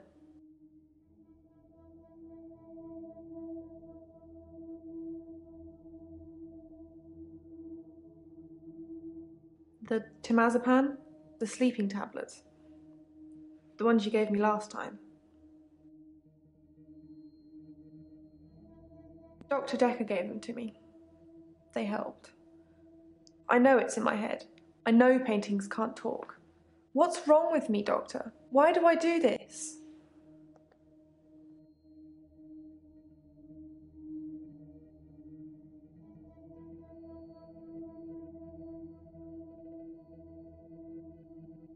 Thank you, Doctor.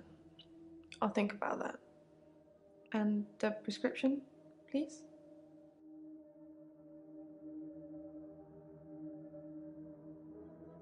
We had a display in the gallery based on Love Conquers All, so I had to work. Mainly it was a collection of giant hearts sat on things, but I ran into another patient, Bryce. I'd never really spoken with him before, but he's quite an art critic. I couldn't get rid of him until I finished work at 11. There's actually another guy who takes over on the night shift. I'm not sure if he kept talking to Bryce though. Providence is open 24 hours.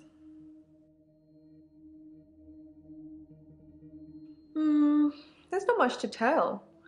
I knew he was a patient here. I'd seen him in the waiting room a couple of times. He likes art and talking and looking down here instead of up here.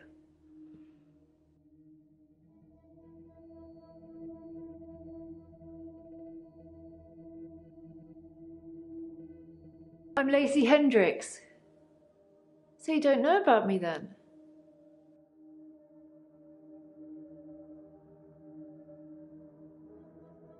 Where to start? My next door neighbour in Jobson Hill, where I live, she was murdered. 80, and they diversion burgled her. But she was wise to it and started calling the police.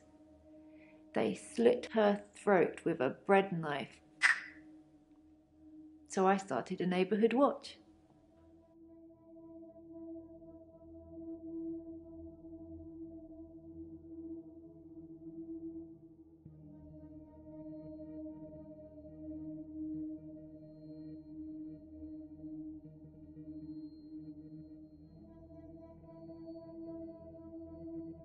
It was me and Agnes. Everyone else thought we were overreacting. If they want their throats cut, that's up to them, living in their bubbles. But Agnes... Poor Agnes.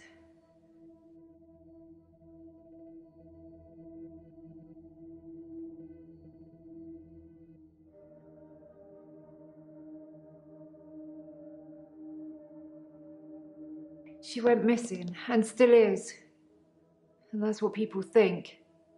But it's not the truth.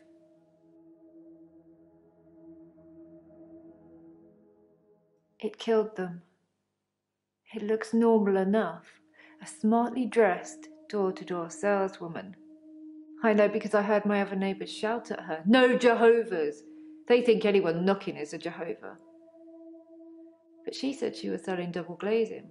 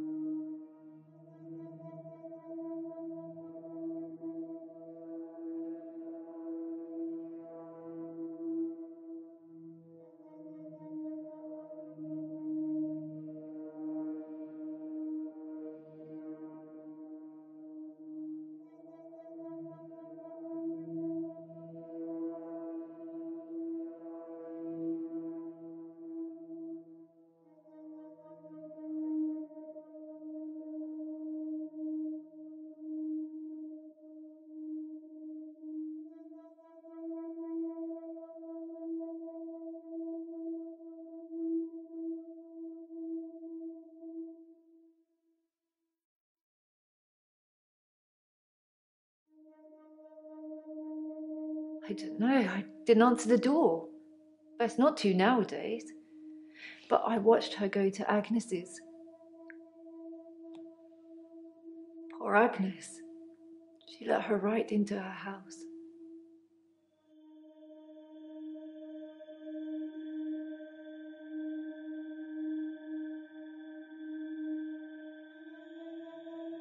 I could only see the silhouette. It turned from a person into a, well, it looked like, I guess you'd call it a Medusa. Snakes for her face. And Agnes just fell to the floor. A few minutes later, the woman left, smiling like the cat that got the cream. That was the end of Agnes.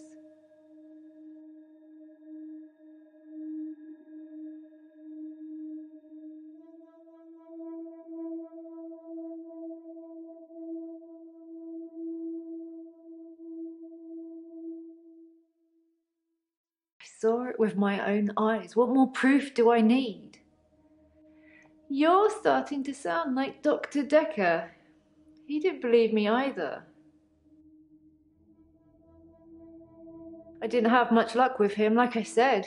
He didn't believe me. He thought I was having a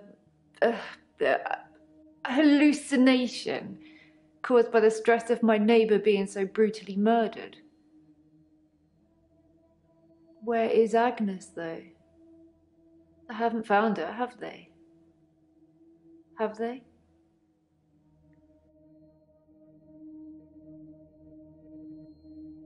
They haven't found her because that thing ate her. Or made her disappear or something. Her useless husband managed to survive unscathed, though.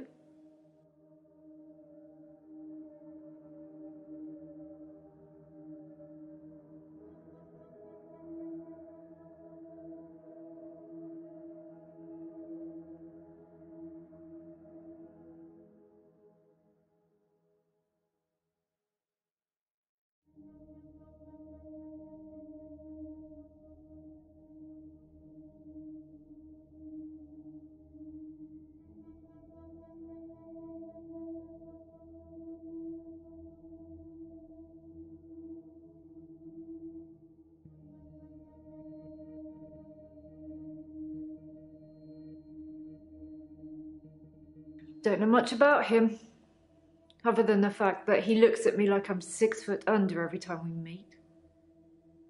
He doesn't seem too bothered she's gone missing either. He did at first, when the police were crawling around. But now they've gone, that's stopped. If I hadn't seen that thing eat her, I'd...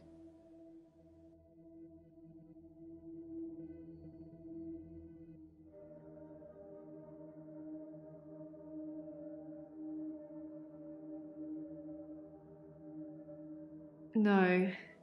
He's a weaselly little man who spends far too much time in his garden. It's probably like the National Trust back there. The constant digging and building, pruning and sawing.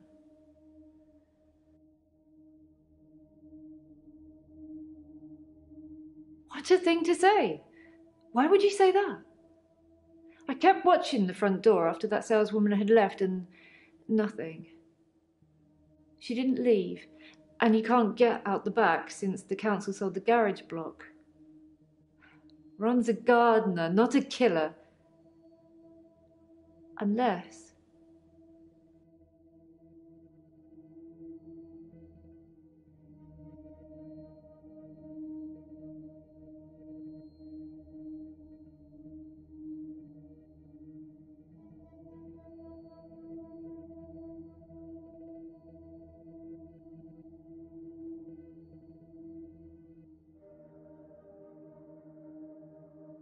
Agnes said Ron was laying the foundations for a new greenhouse.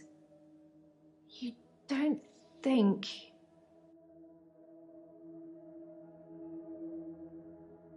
I need to call the police. I need to call them now. But they won't listen to me. I tried to tell them about the monster, but they didn't believe me. They won't believe me about this, I promise you. Please, could you call them, Doctor?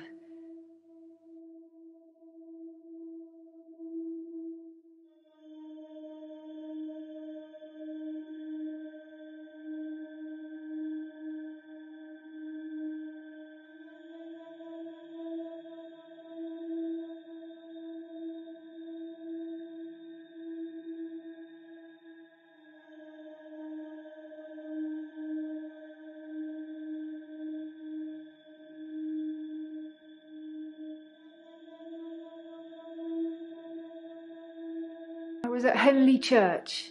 They had a service that ran right up till midnight.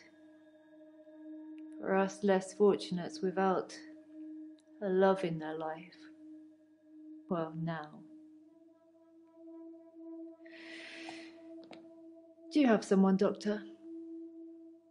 Do you have a love in your life?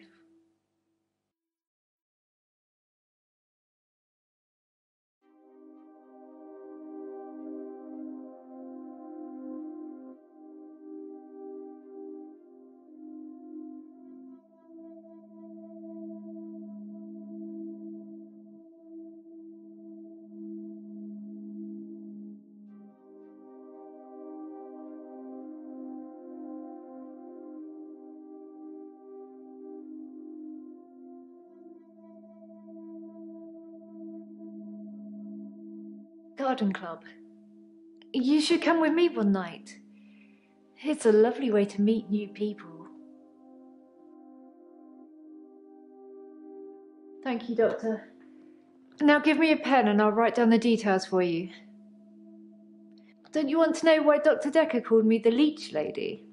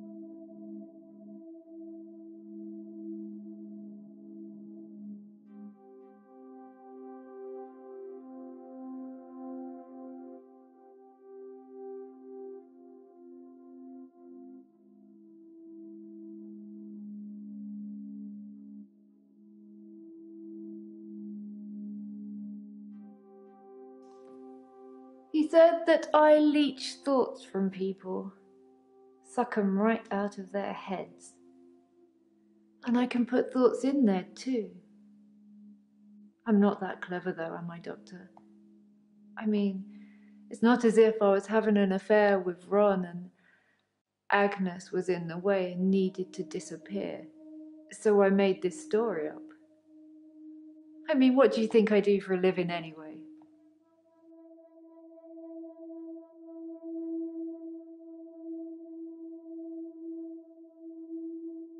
Why did you guess that, Doctor?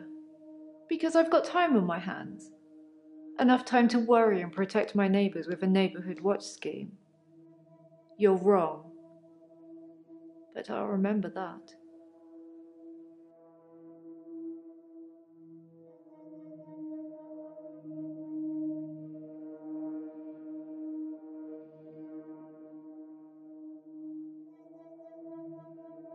Of course, it was Terry that accused me of stealing. One of the other nurses. She's actually trying to make out that I'm some kind of HSK.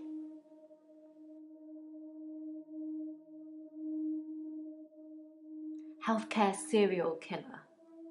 You know, like those nurses that kill loads of their patients. I'm surprised you haven't heard of it.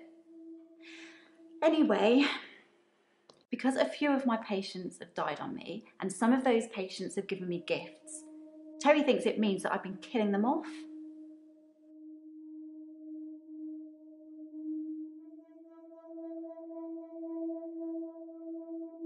His name is Max. He's really sweet, but I don't see a future between us. He's not really my type.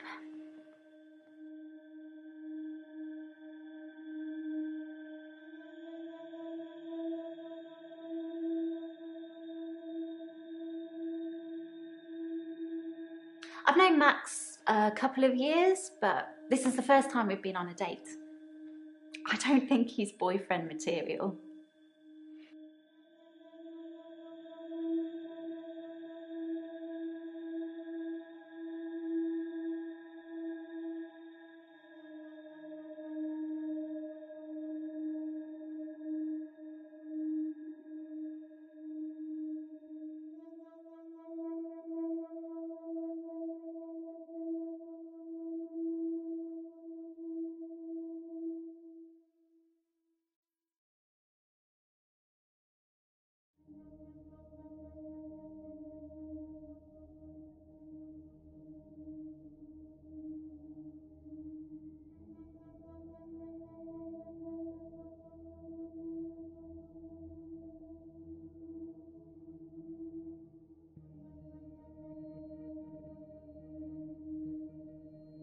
I can sense it, you know?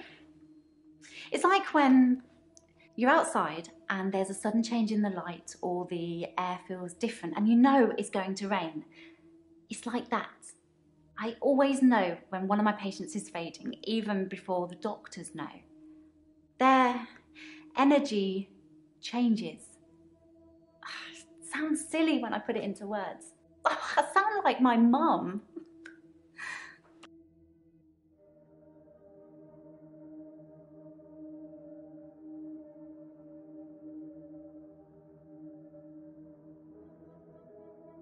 Dr. Dekker seemed fine on Valentine's Day. He seemed to be in a good mood. It didn't seem like anything was bothering him.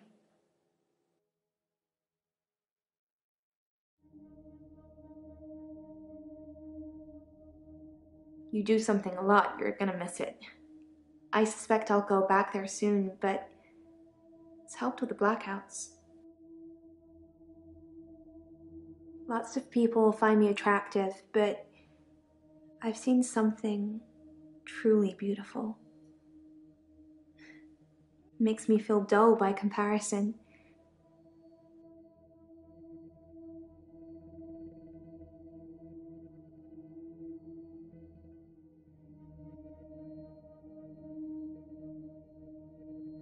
I have a recurring dream where I find something beautiful in the sea. But I don't know you that well yet, Doctor. Let's wait a while before I tell you my most intimate secrets. Sorry to cut in, Doctor. I've just had a phone call from a solicitor. Ben's trying to sue us for nervous shock. Should I go and see him to talk it out, or should I find a solicitor to represent us? Sorry to be pushy, I just think we should act quickly before it's too late. Okay, well, just let me know.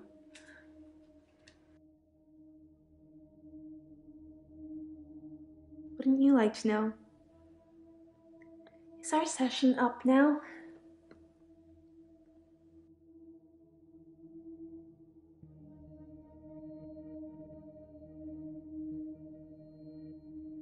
I've danced around in my living room, but no clubs since last time.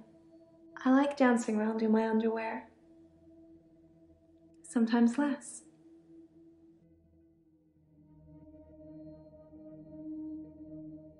Some girls say that they're washing their hair when they don't want to go out, but I was genuinely washing my hair.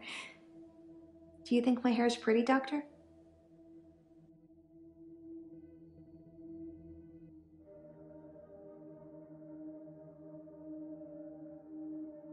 I'm insecure, Doctor. Isn't it obvious?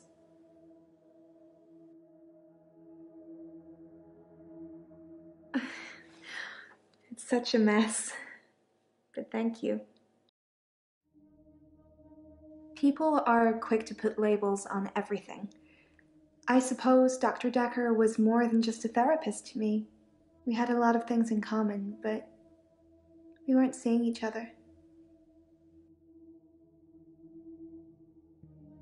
I'm not seeing anyone at the moment. Are you offering, Doctor? Well, you have my number, Doctor, and my address. I'm sure you can put 2 and 2 together, if you want to.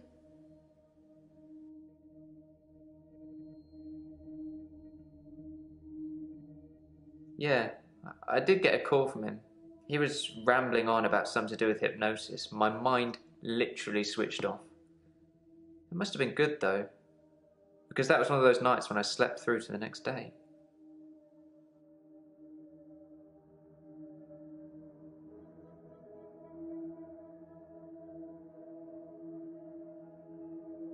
Yeah, Dr. Dekker and his hypnosis. One of his many therapeutic methods to unravel our problems. I'm not up for it with you, though, if that's what you're thinking.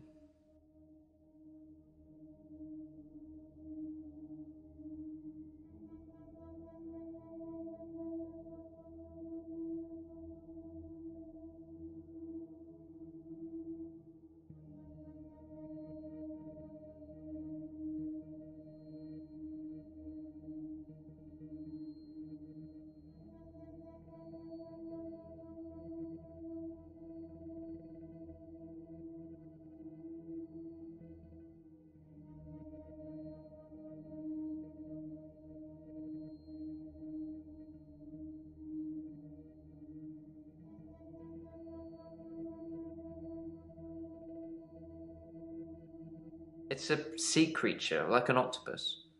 I suppose they find dinosaur bones everywhere. Just because we're on land now doesn't mean millions of years ago this place wasn't at the bottom of the ocean. I like winter. Being snowed in with Hannah, just the two of us. It's paradise. She's dead. Thanks for bringing that up.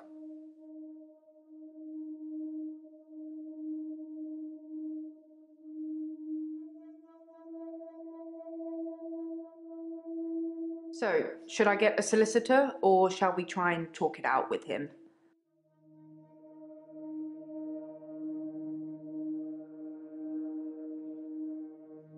Good choice. I'll go and see Ben to see if I can get him to call off the dogs. I have no idea what's gotten into him. Perhaps it's his mum. Hey you! Thanks for helping me with this grief thing. I'm not sure I have it though.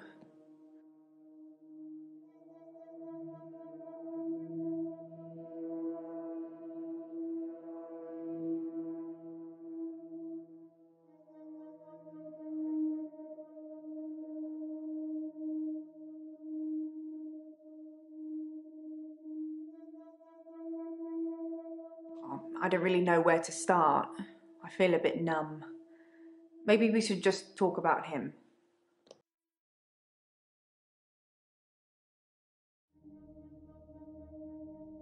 It hadn't even been a year. He was a quiet, solitary man. A good listener, as I suppose you'd need to be. His confidence did grow as time wore on, but that's what you'd expect after you've fitted in. I mainly miss our chats. He used to work late with me and tell me things about the patients, things that I probably shouldn't have heard, but did. What do you think of the patients? Nah, perhaps you shouldn't say. You can ask me. Go on, I'll tell you what I think.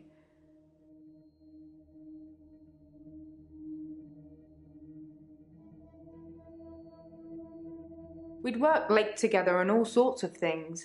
He was preoccupied with finding patterns in patients, trying to find some kind of order.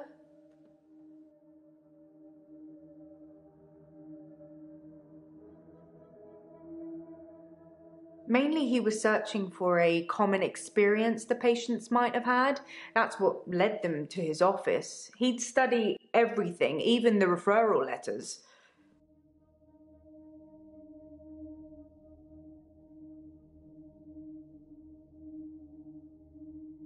Yes, letters, parking tickets, holiday destinations.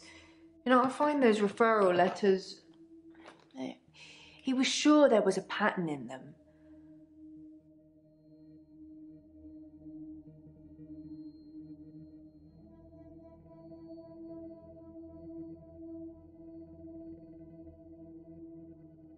On Valentine's Day, Dr. Dekker had a session with Claire Castleford at 11 and that nurse, Elin, at 3.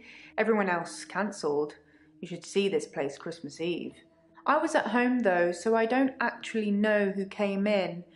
Dr. Dekker did phone and ask me for Nathan's number, which is a bit strange. Mariana is a special girl. There's something about her that just makes you want to follow her. Maybe that's what a trendsetter looks like.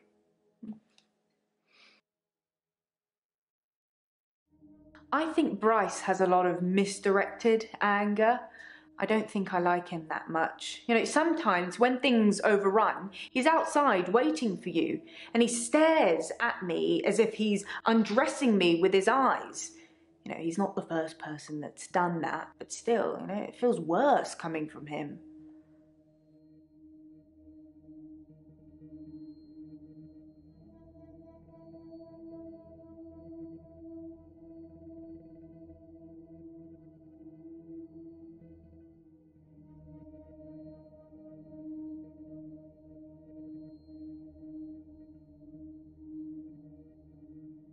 Claire seems to be shaken by something.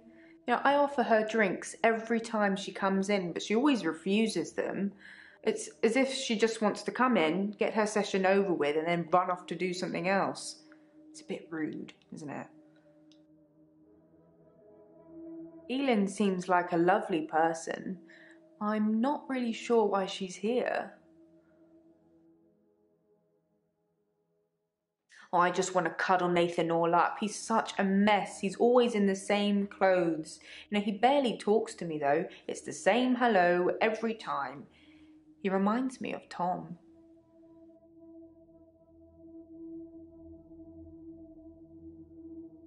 Tom was a quiet mess, like Nathan. Youngish, in his early 20s.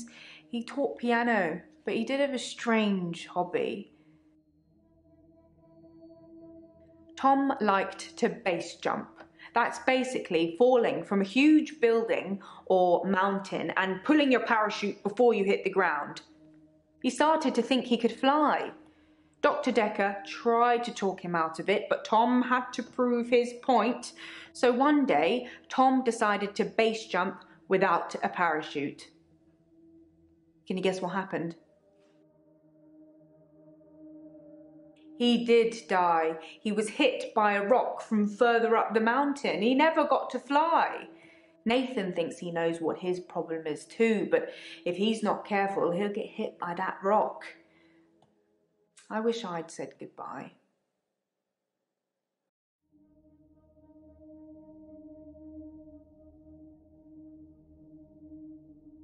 I wish I'd said goodbye to Dr. Dekker. It was so sudden.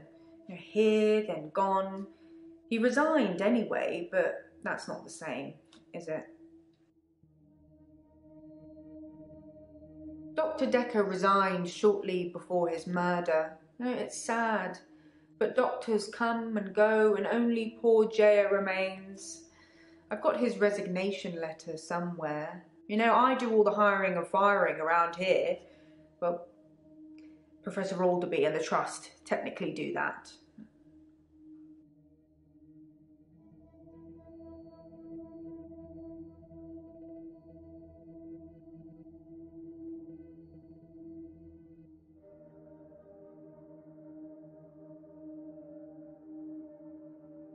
Professor Alderby is a trustee. Did I not mention that?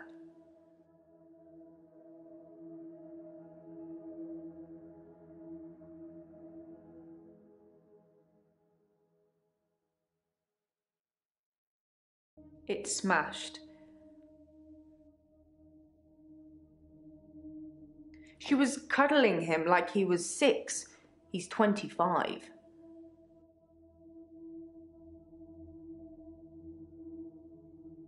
Most of the patients are suspects, according to the police. Almost all the patients are referred, and some of them are privates, but Dr. Dekker didn't introduce any of them. So you watched the tapes. Gold star for you.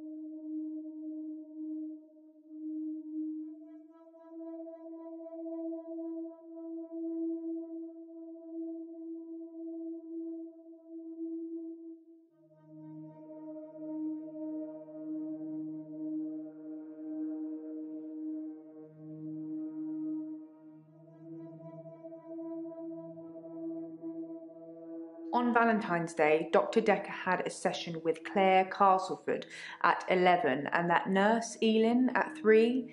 Everyone else cancelled. You should see this place Christmas Eve. I was at home though, so I don't actually know who came in. Dr. Dekker did phone and ask me for Nathan's number, which is a bit strange.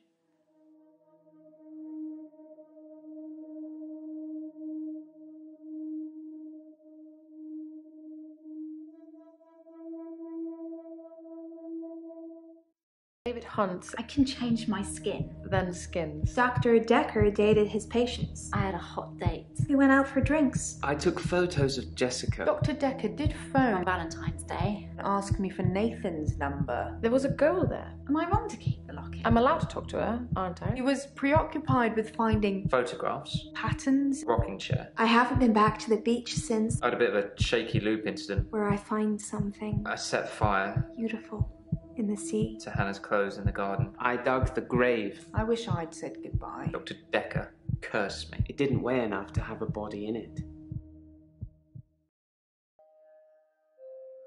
Oh, Doctor, you surprised me.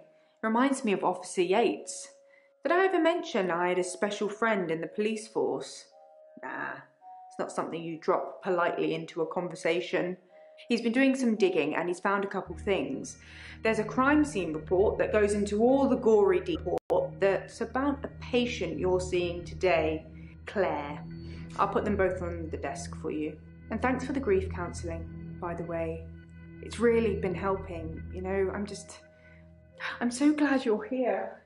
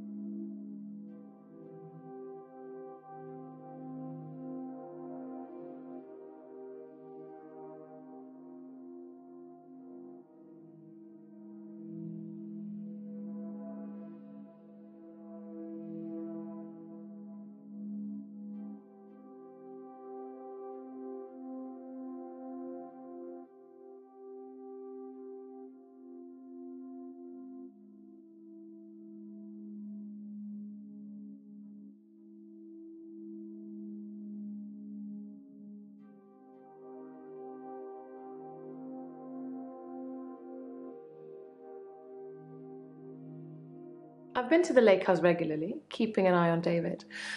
I saw the girl again, the one I told you about. She was playing outside.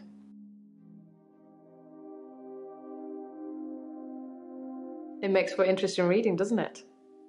I can tell you're dying to ask me about it. Fire away.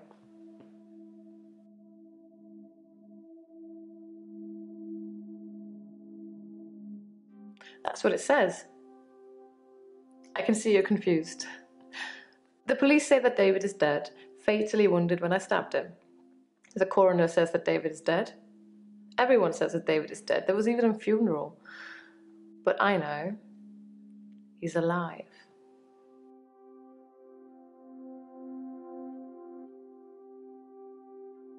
He's buried at Henley Church. You can go see for yourself. There's even a headstone. One of your other patients was a pallbearer. I never forget her face. You should ask him.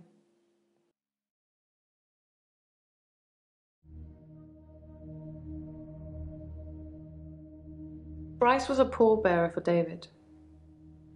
He's also a grave digger, I believe. David wanted to have a talk about our relationship. Not something any married person wants to hear. He said he'd been with Iris for about a year and that he loved her. He said he didn't love me anymore, which I know is a lie. You don't just fall out of love with somebody. I reacted badly. I grabbed the nearest weapon I could find, which happened to be the steak knife, and stabbed him with it. There was so much blood. I instantly regretted it. So I fixed him. It was about a week later. I brought David back to life. Not with voodoo, not with virginal sacrifice. I just willed it to happen, and it did. Dr. Dekker told me it was possible, but only if you're not buried. He says once you're in the ground, there's no coming back. But until then, you have a chance at resurrection.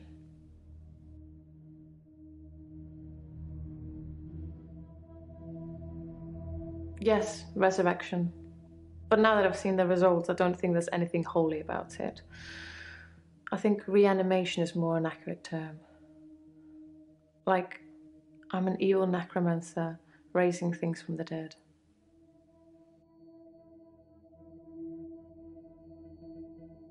I think his brain was already decaying during the week that he was dead.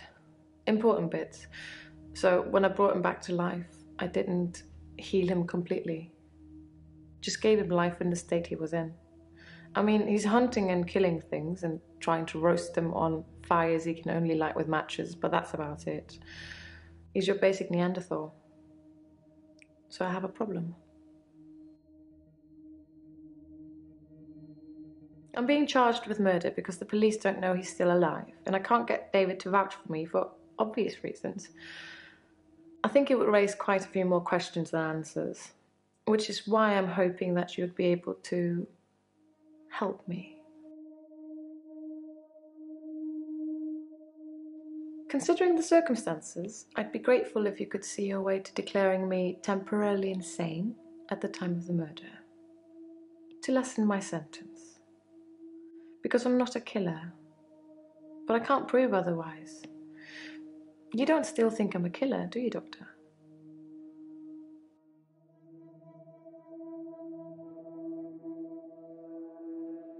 Smuggling a body out of a funeral can be difficult, unless you pay the right people.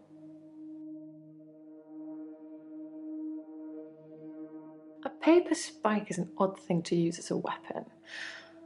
I suppose if it went directly into the heart, it might work. Or through his eye, or perhaps through the ear and into his brain. Or was it just a frenzied, bloody mess of a murder? Do you know, Doctor?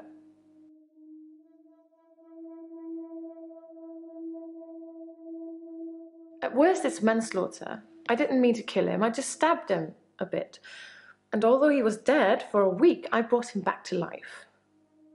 Does this mean you won't help me? Was I temporarily insane?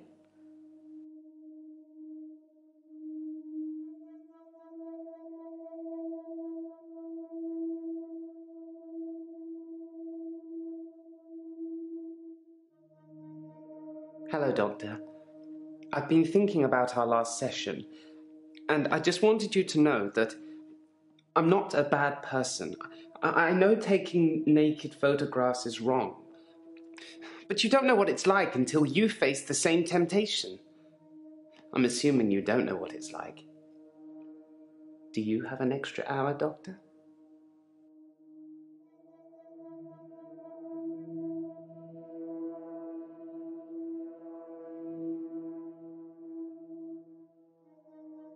You're playing games with me, Doctor.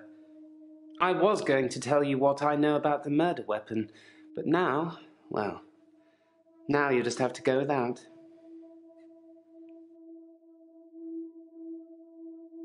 I overheard your assistant earlier. I know about that paper spike. It was sharp. What I really wanted to tell you was, there's someone else watching me and following me. I followed it too.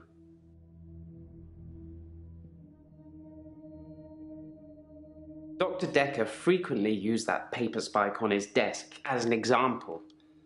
I'm sure he did it with the other patients too. He'd make me look at it, touch the point to see how sharp it was. He'd tell me that because I think it's sharp, it will hurt me. But if I thought it was nothing, it could pass right through my hand.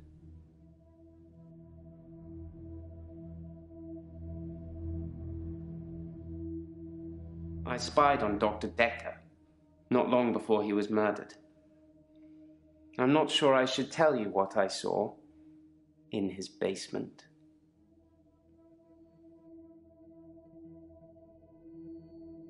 I'd been feeling uneasy with Dr. Dekker for some time. I mentioned how he'd changed before, so I began spying on him at home. One night, the basement door was open, and Dekker was returning upstairs. I skipped past him, and there she was, a girl.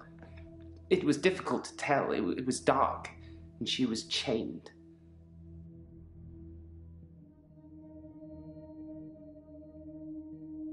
I removed the chains, dressed her, and sat her in the police station. There's no evidence, though. No evidence of what he'd done. But she was free. I saved her. I'm not evil. I destroyed evil.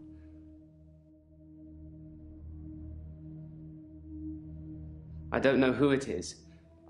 My initial thought was that it was you. That I told you about my affliction and somehow you'd got it too. Now I think maybe it's the military or some organization that wants to use the hour themselves. Maybe it's Dr. Dekker risen from the dead. I need to talk to you about him.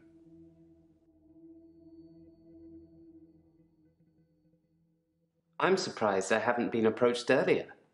I mean, my skills and the military. Special ops would be a breeze, wouldn't it?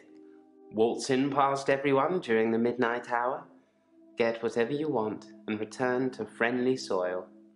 It also makes me think that they might already know all of that, and that they want to get rid of me in case I tell anyone else. Would you do something for me if they get me?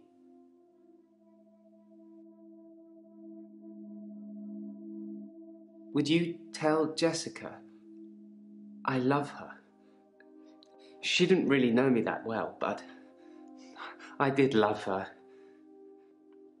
And also, there's a hard drive in the bottom drawer of my drinks cabinet. Please destroy it. Please, don't look at it. Whatever it is that's following me, it doesn't want to catch me yet. If I move towards it, it runs away. And when I follow it past temptations. A bar brawl, an open till, an open bedroom window. Like it's testing me.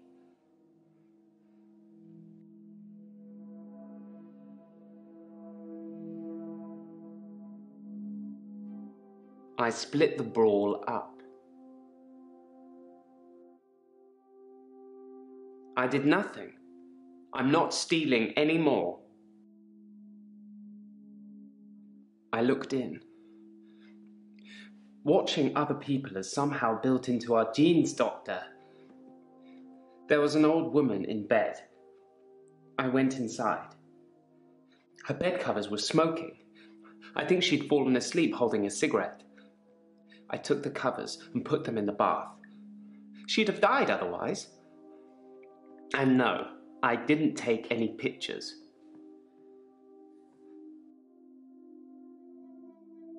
I'm actually a classically trained pallbearer. There are a lot of health and safety considerations. Not everybody can do it. Well, properly at least. Occasionally I step in if the funeral director is short-shouldered. I do remember her face. She wasn't upset in the usual way. She seemed agitated. Her husband must have been a giant. The coffin was so heavy.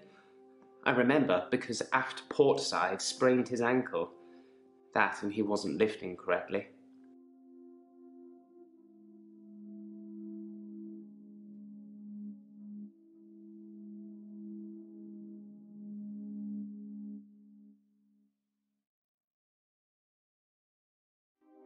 I find using nautical terms to describe the position of pallbearers fitting. Plus, most of them are 3 sheets to the wind, you know. drunk. Jessica is a beautiful woman. I've not spied on her since the incident we talked about. I have real feelings for her, Doctor. We've never connected.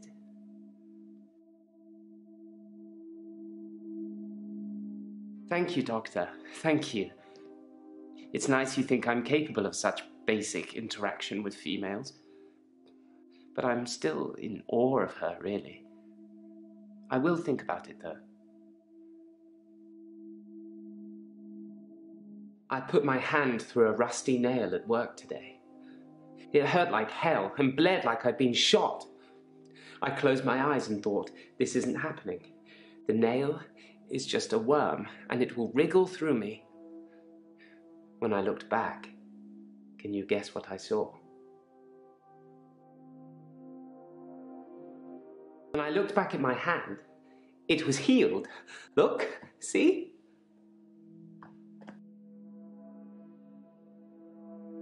My hand had healed. The nail had become a worm and was wriggling in my palm. It was like a little miracle, like magic. I shouldn't really say miracle or magic. They're words that Dr. Dekker used when he tried to get you to think things and make them real. But do you think it's real, Doctor? That magic is real?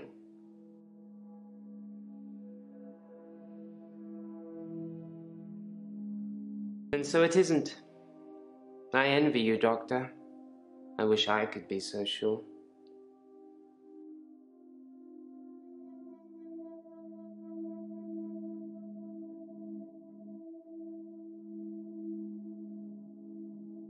I'm fine. I'm ready for my grief counselling. I emailed you Mariana's address. I don't know why you'd want it. I suppose you're going to start doing home visits now, like Dr. Dekker?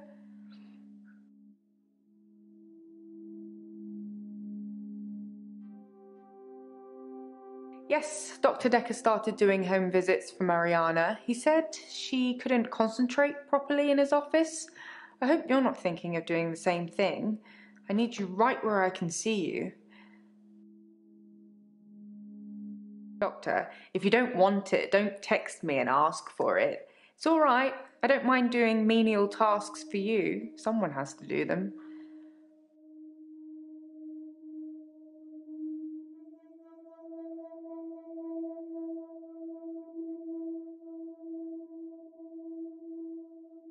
Checks and balances, Doctor. Somebody needs to be watching the watchman, so to speak. Make sure you're helping, not hindering.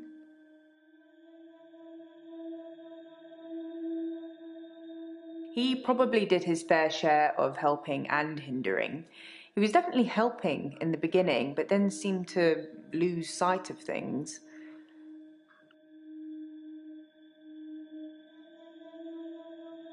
I think he was so overwhelmed by the patients he was getting. His curiosity just got the better of him.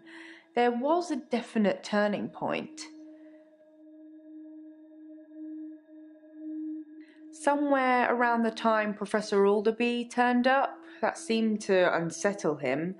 And then we had a flood of extra weird patients. I think it was all too much for him. I think I misjudged him. I hope you deal with it better.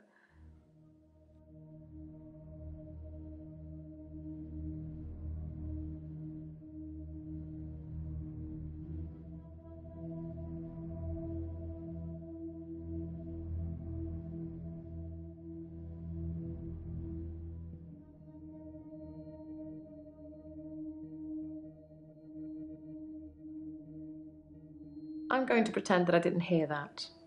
Let's have a few more sessions before you seal our fates. Or is it that you want something else? Like Dr. Dekker did? Dr. Dekker teased me mercilessly about my electability. He didn't believe I'd reanimated David. Once he presented me with a dead mouse and commanded me to give it life again. I didn't, of course. It's not something I'd throw around lightly. He changed his mind about me eventually. And then he mentioned the girl. He told me he'd locked up a girl in the basement of his house, just for me, and he asked me to reanimate her. It was Iris. I said I couldn't reanimate something that wasn't dead, and he said that wouldn't be a problem. So I agreed. I just played along. I was hoping it wasn't real. I assumed it wasn't real. But he was offering me what I wanted, a temporary insanity diagnosis. It didn't happen. Dr. Dekker called me from his house to cancel. He was furious. He said that Iris had escaped and he blamed me for it. He said that I must have set her free after he told me about her. I knew it was all lies anyways. He was obviously titillating himself by reprimanding me. He knew I'd never want to speak to Iris again, so I couldn't prove it either way. Dr. Dekker asked if I could prove David wasn't dead, so I took him to the lake house. He saw that I was telling the truth. I can take you to see him too, if you like. Would you like to see David, Doctor? Very well. In our next session.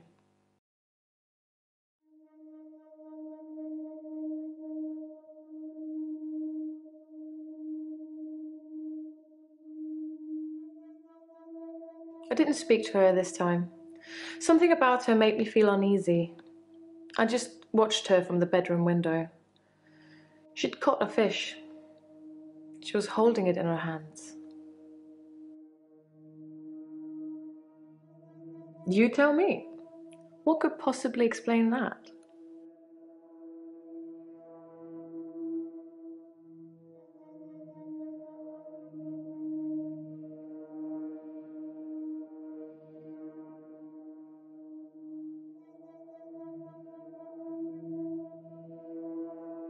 I wasn't close enough to see, but for all intents and purposes, it looked as if the fish bit her. 1, 2, 3, 4, 5. Once I caught a fish alive.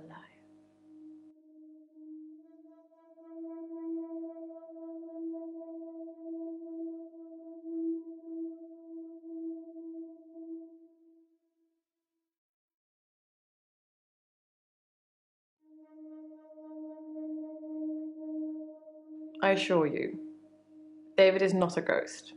I've touched him.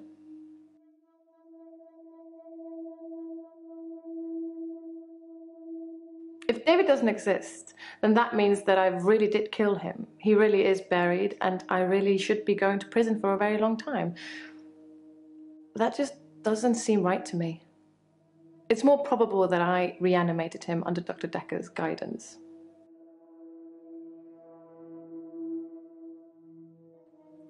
How astute, Doctor. Yes, I did say I hadn't seen Dr. Dekker outside of our sessions. That wasn't a lie. Our trip to the lake house was made during a session. Since I brought him back, I felt that there was something different about him, something not quite right. I think it's his brain. But how ludicrous that you can bring someone back in the first place. It's like that book, Pet Cemetery. Funnily enough, he does smell of earth, but that's because he spends most of his time out hunting.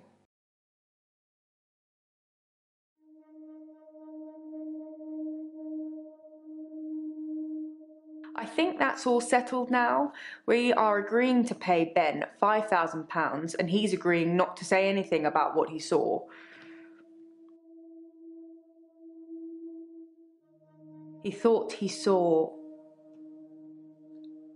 a creature coming out of Dr. Dekker's mouth. Well, at least that's the reason he's given for not emptying the bins that night. Either way, it's not the kind of publicity that we need. Shiny, happy, sane people.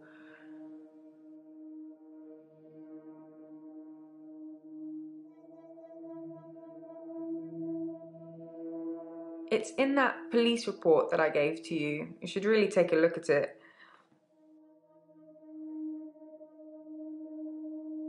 He talked to me a bit. It's been bothering me, but I think I should share it. My keycard went missing on Valentine's Day and Nathan had it. Well, he gave it back to me in the morning, said he'd found it on the floor of the office, but I don't drop things, Doctor, not keycards.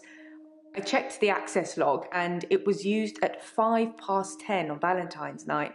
I guess it doesn't prove he used it, but somebody did.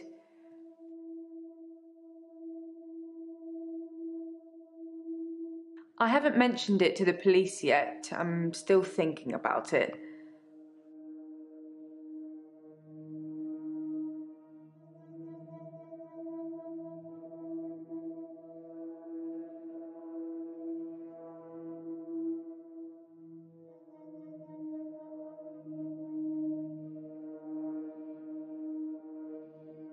Grief is such a strange word if you keep saying it. Grief, grief, grief. It sounds like somebody's being whipped. And you're going to ask me how I feel today?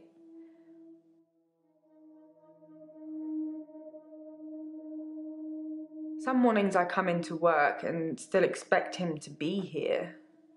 Sometimes it feels like he actually is here, watching over me. We had a connection. It's gone now, though. You can't have a connection with the dead, can you? Not for too long, anyway.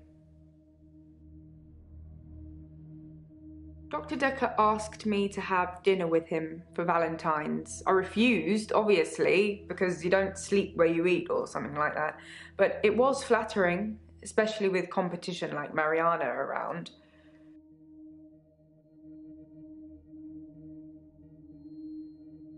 Sorry, I didn't mean I was competing. I was happy Mariana was going out with him. I didn't want to be romantic with him. We had a stronger connection than that.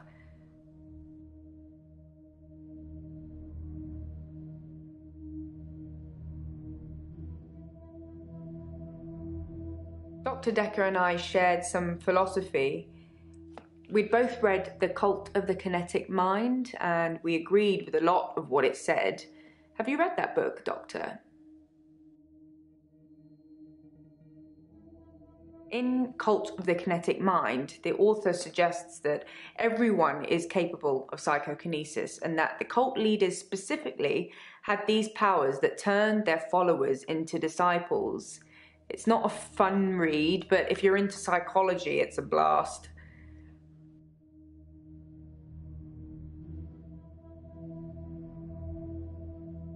Psychokinesis is the ability to change the physical world without actually touching it, just by using your mind. It's not just about bending spoons. It covers all sorts of things like telepathy, telekinesis, telesabalas. Shoot me, I'm a Kojak fan.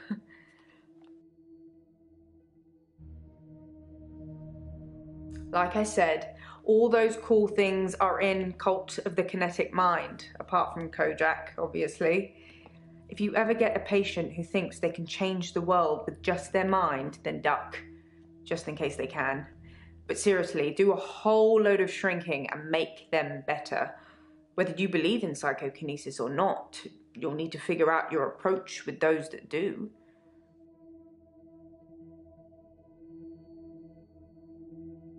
How do you make people who think they have special powers better? Do you remain passive and support, encourage them, take them away?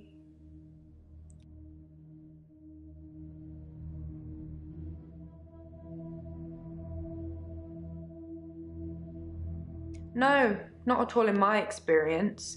Dr. Dekker had an unusual number of patients who claimed psychokinesis. Either he'd been specifically looking for them or someone had been sending them.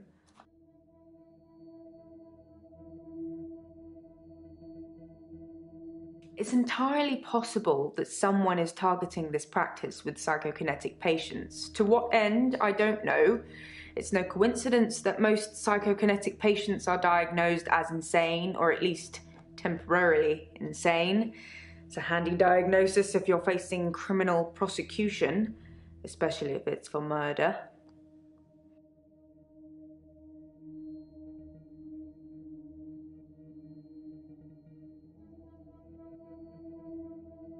Things could escalate. Building trust is one thing, but at what cost? I was at home on my lonesome, Doctor, like I said before.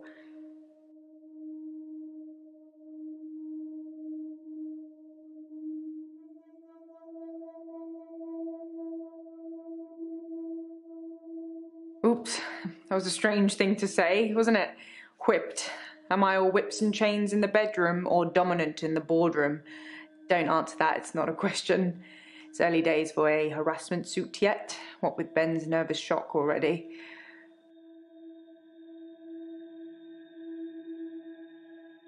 Dr. Dekker did send me to see his mother once. She was dying in a nursing home and he didn't want to see her. I remember him calling her a manipulative, evil old hag. You tend not to ask any more questions after that. Honestly, I think Dr. Dekker had a bit of a crush on Mariana, or vice versa. I'm not really sure. There's some footage from their home sessions if you want to see them. That was a joke, Doctor. I guess we found our level.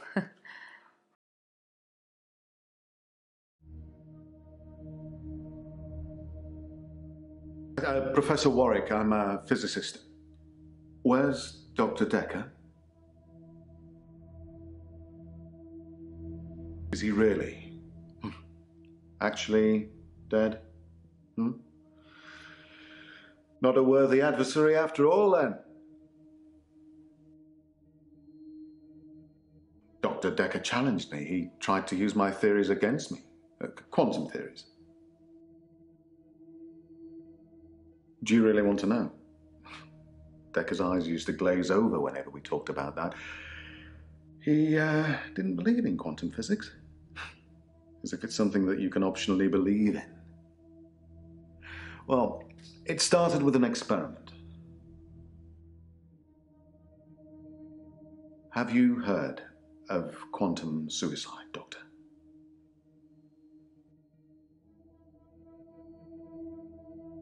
Quantum suicide is a thought experiment that tries to explain the many worlds theory. You're looking at me blankly. I can see that you don't understand. Essentially, if I were to shoot myself, then in some alternate universe, I'd still be alive. Now imagine if I could actually choose that universe. I'm taking a product off a supermarket shelf. Well, I simply applied that logic to something different. Gambling. I set up an experiment whereby I would visit a casino and place a very large bet at the roulette table. Now, I would always bet on odd. Now, the results of this particular experiment were mundane. I won as many times as you would expect according to the laws of probability. But then, I changed a parameter.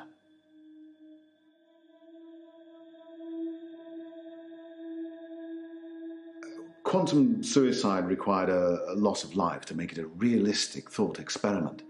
So I simply upped the stakes. Every time I bet on odd, I would place everything I had on that one spin of the wheel, and it worked. Well, for a while.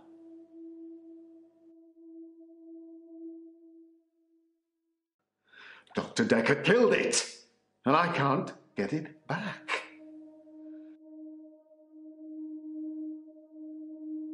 Well, my theory, quantum gambling. If the stakes are high enough, you will win every time by simply shifting your consciousness into that branch that wins. It's tricky, but it can be done. Dr. Dekker didn't like that. He saw me becoming rich and powerful, and he hated that. That's why he proffered the hangman's paradox.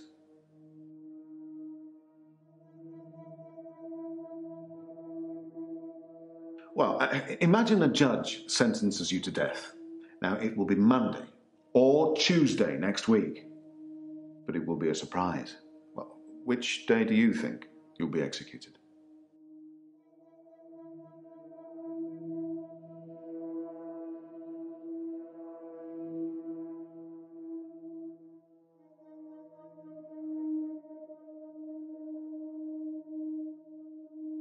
Well, Monday does seem likely, yes. Because if you're still alive on Monday at midnight, then Tuesday won't be a surprise. But if you're sure that it's Monday, then that won't be a surprise either, will it? Dekker tricked me.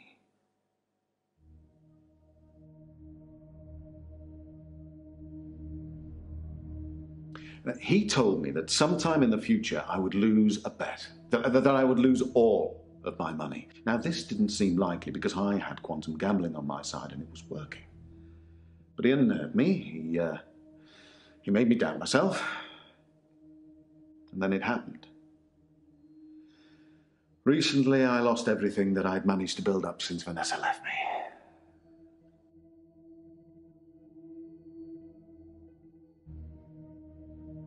Why not gambling? My wife Vanessa left me for a neurosurgeon. She emptied our entire combined wealth into her barrister's wallet. I needed more money. Physics provided me with a solution.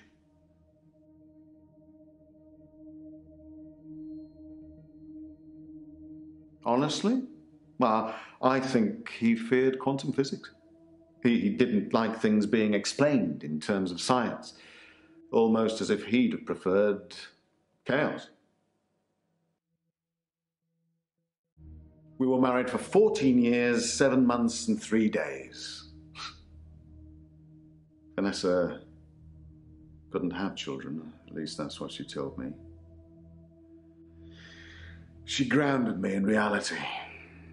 I'm not complaining. It's probably what I needed. But part of me always thought that one day I'd achieve immortality through science and we'd be... It wasn't to be, though.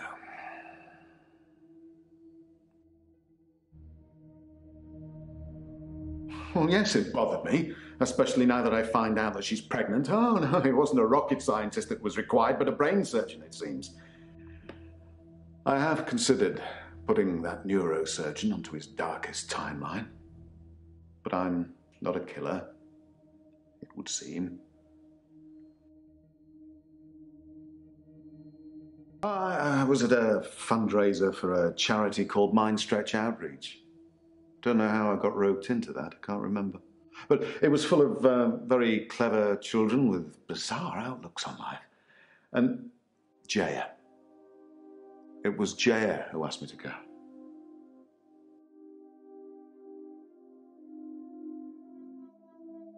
It's full of poor kids with very capable minds. I did give them a talk on quantum tunneling once, and they loved it. Not sure it'll put dinner on the table for any of them, though. You're going to have to Google that, Doctor, I'm afraid. I'm not a walking Wikipedia. I'd love to tell you, but I am paying you by the hour. Maybe look up Schrodinger's cat whilst you're there. Oh, she's Dr. Dekker's lovely assistant. I imagine she's your lovely assistant now. Yeah, she always smiles and makes me a cup of tea before a session. That smile. Which reminds me, my session. Can we talk about my problem now? I'm not a gambler, Doctor. I'm a scientist. I need more money. It's true I've run out of money for my research. An opportunity has arisen.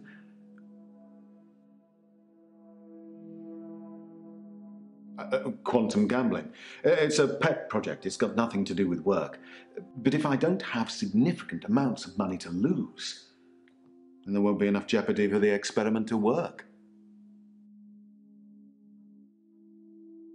A very wealthy group of individuals have offered to pay me a very large sum of money if I attend their next private soiree.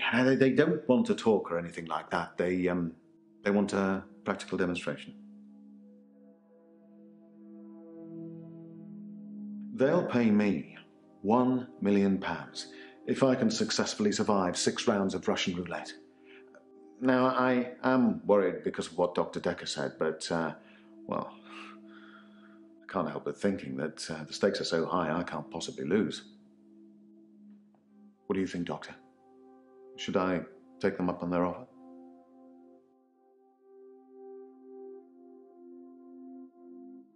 Well, the Ministry of Defence, of course. Guns aren't going to win the next war. Quantum physics is.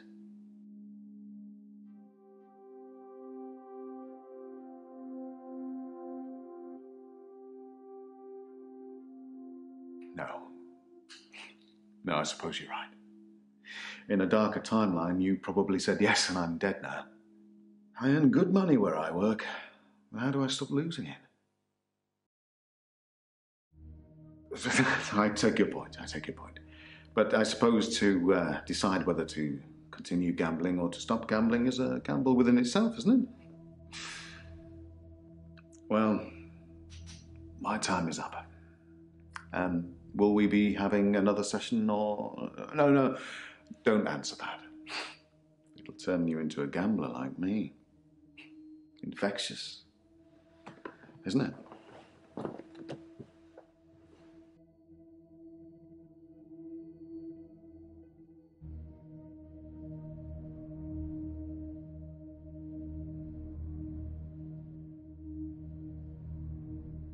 I'm okay, I suppose.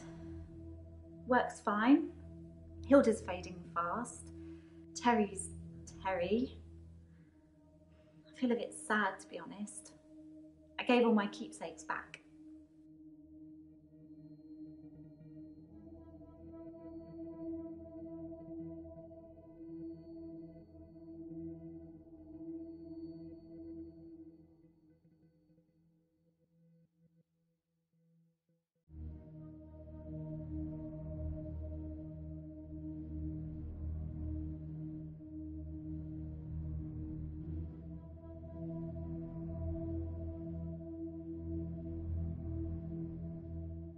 Well, I've thought about it, and well, I know you said it was okay that I should keep them, but maybe it did look a bit suspicious, me having things that have belonged to patients who've died in my care. I don't want people to get the wrong idea about me. The locket, the watch, the ring, even the little bird Sarah Dekker gave me. I wasn't supposed to mention her.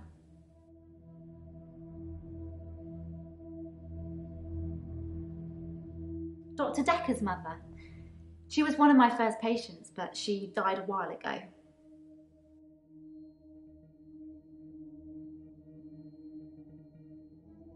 Hilda's nearing the end. She's been sleeping a lot, not eating much. She hasn't been that argumentative either. Although, she did give me a vicious scratch yesterday. It was nothing. I was just trying to give her meds. It's hard, you know. I'm trying to help her, but she keeps fighting me. It'll be better after she's seen her daughter. I've decided I'm going to do it tonight. She hasn't got much time left.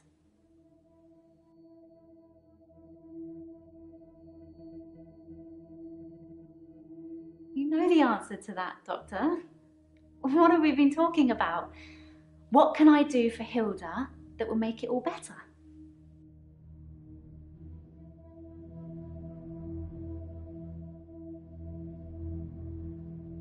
That's the plan. I know, it sounds unbelievable, like I'm making it up. I wish I could prove it to you somehow. We could try shifting now. Think of someone you really love. It might help if you close your eyes. Are you thinking of them? Can you picture them? Okay, hold on.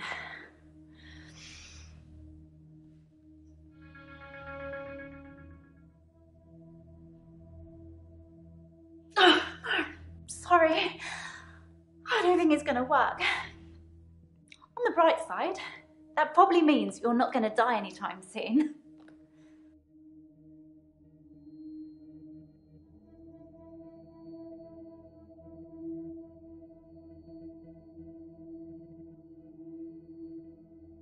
It's tricky. I mean, I'll sound exactly like Hilda's daughter, but I try and keep it vague because I don't become her. I don't know what she would really say. I say things like, "It's okay, don't be scared, I love you, Mum," or "I love you, Dad." But it doesn't really matter what their relationship's like because it's not really them. I always do the Disney version. The best, most loving version. That's what my patients want to hear. And maybe deep down they know it's not the truth, but it's got to be better than the reality.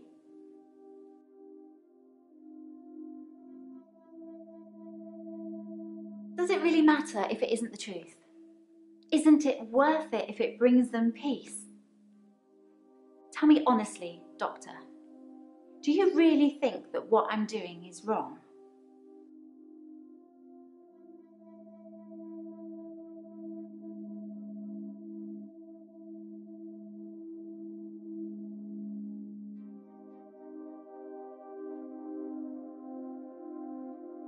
Good, because I really feel this is something I have to do.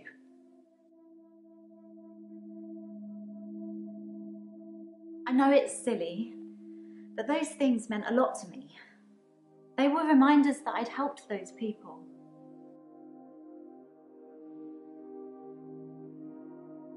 Terry seems to have backed down since I gave the keepsakes back. Actually, it doesn't seem like she's been very well. Not her usual self. Maybe she's got a bug or something. It's true then. I'd heard Dr. Dekker was stabbed, but I didn't know for sure. It's weird that whoever did it would choose the paper spike. Dr. Dekker used to play with it in our sessions sometimes. You know, pick it up, handle it while we talked. I remember once, he pushed the spike through his skin. Yet this bit, here, between his thumb and his finger. He said he didn't think I'd mind the sight of blood, being a nurse and all that, but actually, there wasn't any.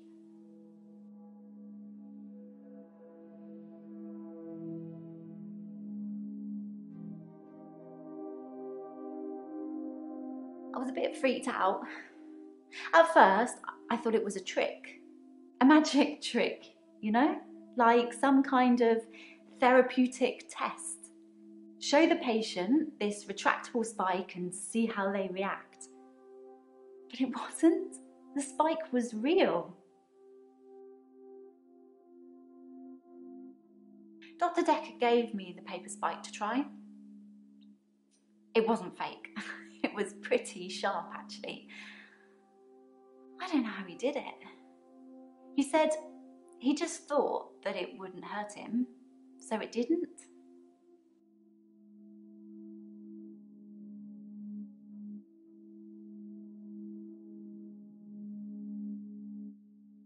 It just makes things complicated, doesn't it? I knew Dr. Dekker's mother before I started seeing Dr. Dekker. She's dead, and now he's dead. I'm sure you're going to have a field day with it.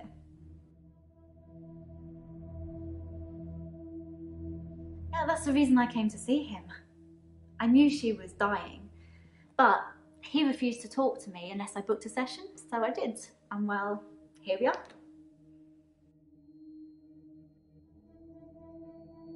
I told Dr. Dekker that his mum was dying, that he should see her before it's too late.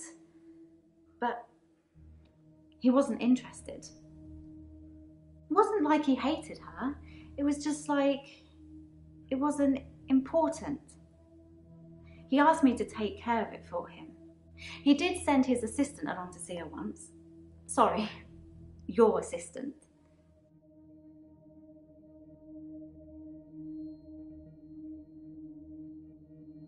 It was about the second, third session we had. He said he could tell that I was a good person, that I wanted to help people, and that I should think really hard about how I could do that. That's how I discovered shifting.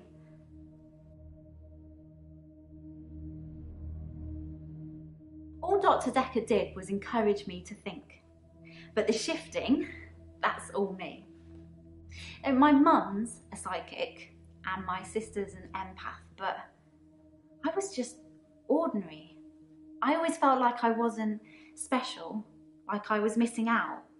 But I wasn't. I just hadn't discovered what I could do yet. Sarah Dekker was one of the first ones I tried shifting for.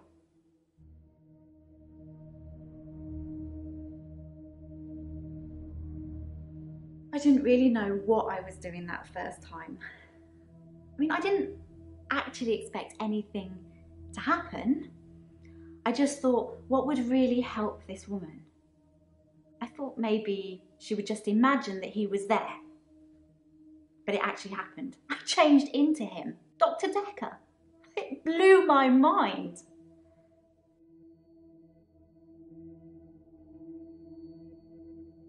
To tell you the truth, I don't really know what an empath is. I should probably Google it sometime. As far as I know, it only works on people who are close to death. That's the whole point of it. I have to hold their hand, and they have to think of the person, and they have to be near death. And those seem to be the 3 criteria. My mum's got these spirit guides and they tell her things. Mostly about my love life, it would seem.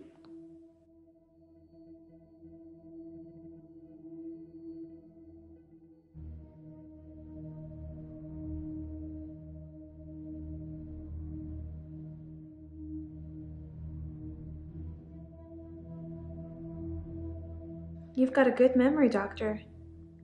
Let's talk dreams. Sometimes I'll dream about a light, deep in the ocean somewhere. I head towards it because it's warm and glowing, like a beacon. And when I'm at the bottom, it's the most beautiful thing, like a welcoming sun, like I'm home. And then I wake up.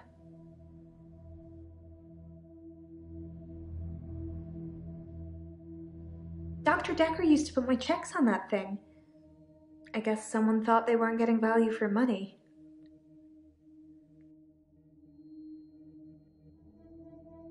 I actually don't have a lot of money.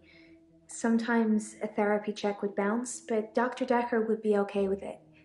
Oh, my checks are fine though, don't worry. I'm not broke. Men buy me drinks at bars though. Sometimes I'll get away with not paying at restaurants. Isn't that how it is for everybody?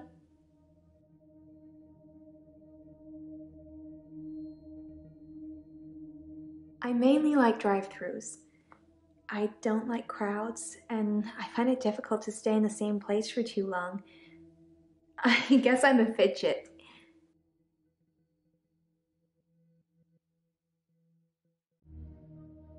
Crowds at nightclubs and bars are different. The lights are dim. You can slink around without attracting too much attention.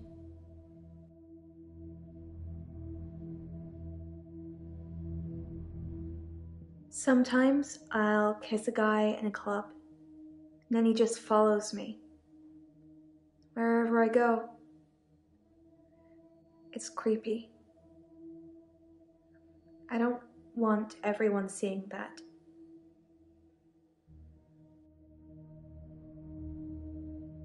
They follow me wherever I go. Anywhere. Where do you think they follow me, Doctor?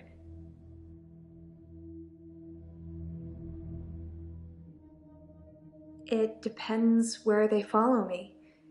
If they follow me home, they bang on the door for an hour or so, then leave. Other places, they just disappear. I don't see them again.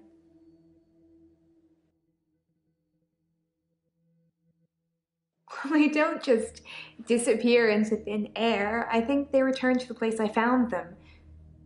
But I've not run into the same person twice.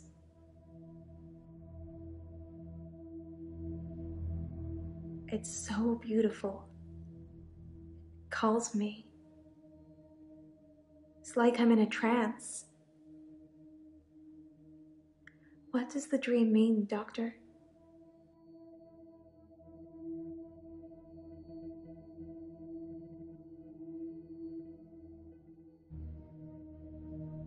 Yes, I suppose I follow that glow like people follow me. I still don't know what it means, though.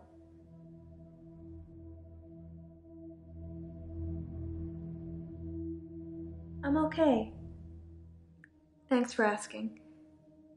It's rent day, and I always feel a little blue on rent day. Rent day is the day I pay rent to my landlady.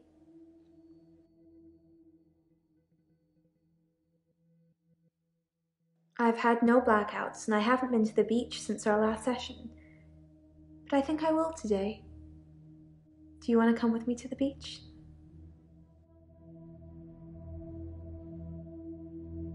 Doctor, I think you're getting a little anxious. If you ever wanted to visit the beach, you can just turn up. It's not mine.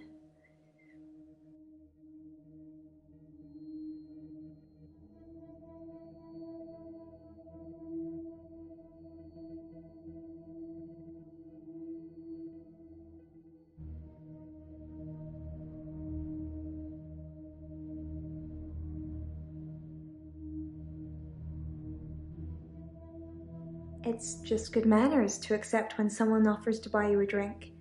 I'm a very good-natured girl.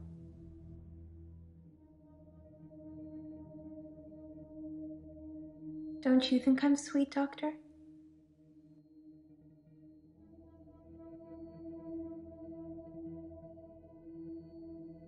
I think you're falling for me, Doctor. Don't let that get in the way of helping me.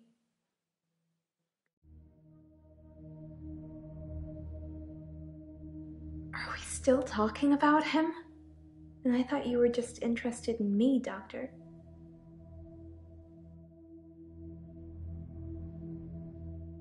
Dr. Dekker suggested home visits. I think he was probably checking up on his investment. You're not thinking of doing home visits, are you, Doctor?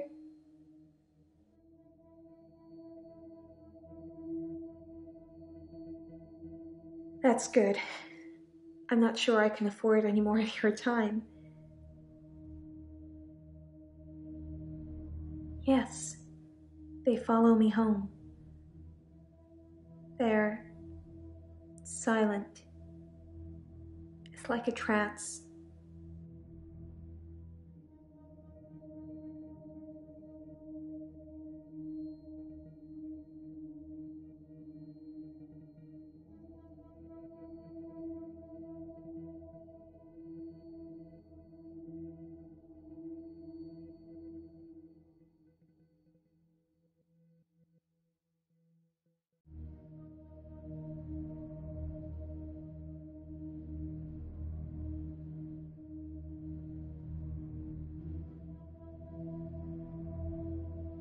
There was one guy, a real gym buddy.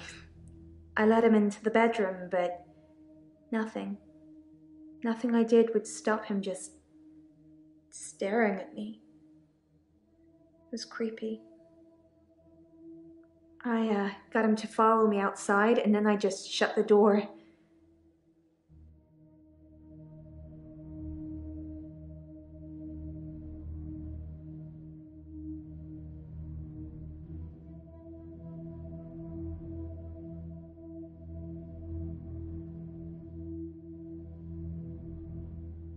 I burned Hannah's rocking chair.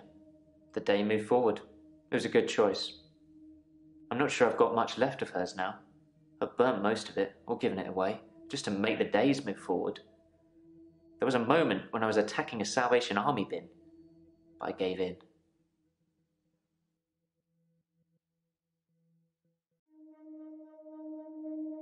I accidentally put Hannah's diary into a Salvation Army donation bin. They're like huge post boxes with a circular tray that makes sure things spill to the bottom. I tried to get in to get it back, but I gave up.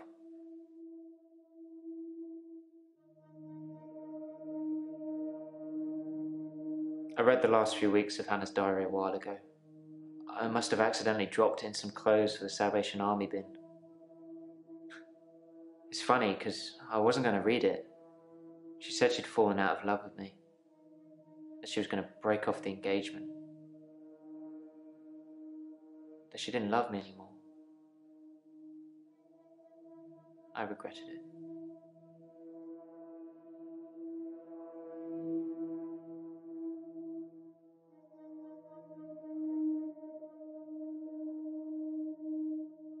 I regretted that I mourned for Hannah so long.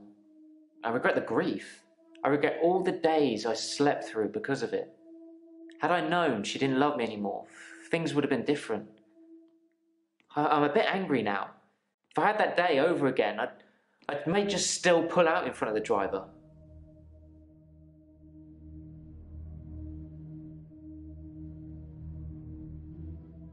Can we maybe not talk about Hannah anymore?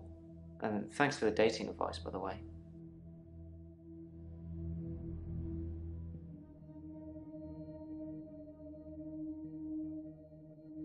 I remember the spike.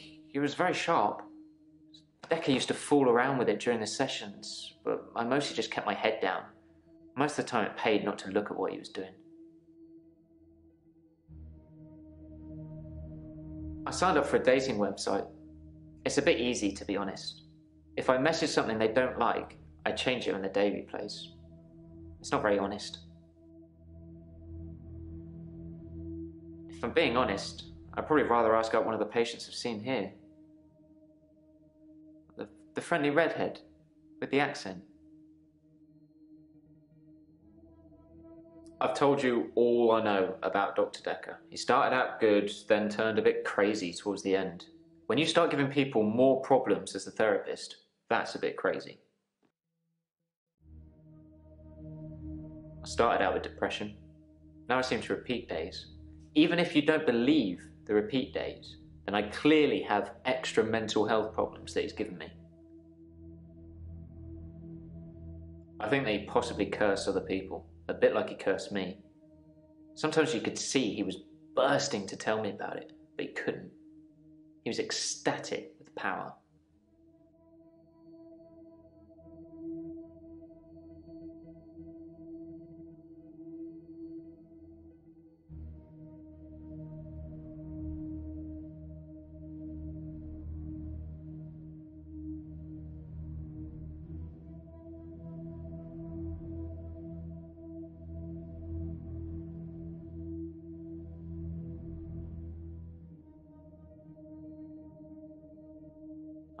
The curse. Well, remembered. I was hoping you'd forget. It's going to sound crazy. Dr. Dekker said I would never be able to move forward until I came to terms with my grief. And so from this point on, I start to relive the same day over and over again until I made something of it. I believed him. I didn't want to believe him. I remember I said, you can't just say things and they happen. He laughed and laughed. I think he was going mad. He said he'd give me a demonstration. He held his hand outstretched and told me to look at the flame. There was no flame, and then there was. He was holding a flame in his hand that had come out of nowhere. And he tried to hypnotize me to make me forget it.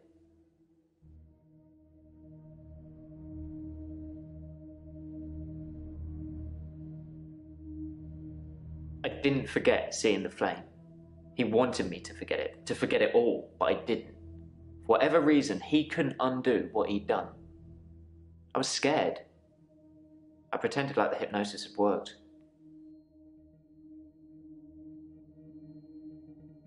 He'd become bored of me, so I got much of my insight from calls or messages he'd take during our sessions. I think because he hypnotized me, he didn't want to play with me anymore. So I got basic therapist. He told me lots of people get depression, to become more active, to see more people. And although he wouldn't always be there to listen, Jaya would be.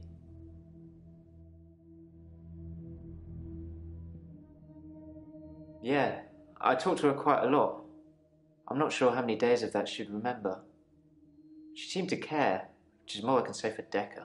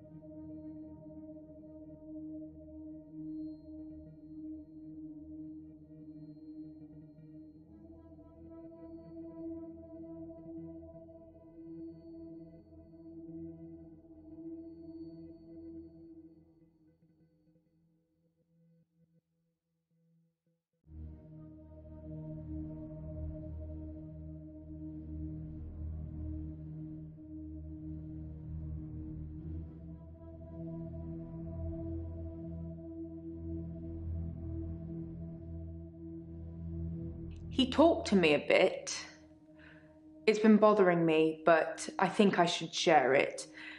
My keycard went missing on Valentine's Day and Nathan had it. Well, he gave it back to me in the morning, said he'd found it on the floor of the office, but I don't drop things, Doctor, not keycards.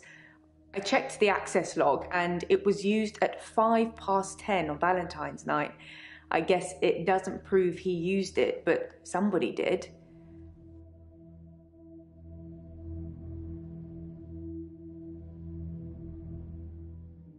I was scared what Dr. Dekker would do to me if he found out I still knew. So I had to play along. Keep coming to the sessions. Pretend I hadn't seen what he'd done. It was awful, because I was suffering through the same days over and over again. But I couldn't talk to him about it.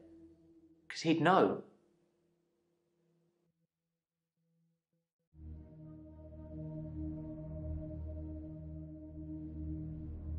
When you live life as I do, you don't really know what has happened and what hasn't anymore. Sometimes I do things and I repeat the day so they're undone. I've done some things I'm not proud of, but none of it usually sticks.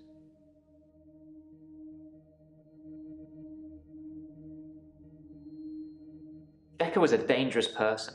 I'm glad he's dead. You'll get no glowing references from me.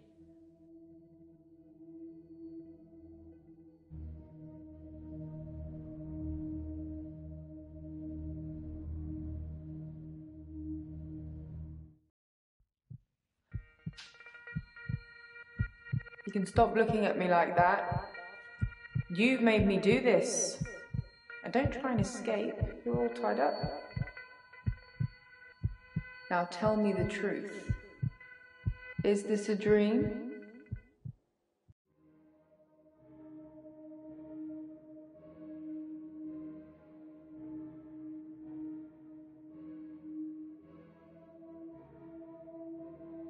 That's a good doctor. Yes, it's all a big dream. So let's get down to business. Do you believe that people can have kinetic powers?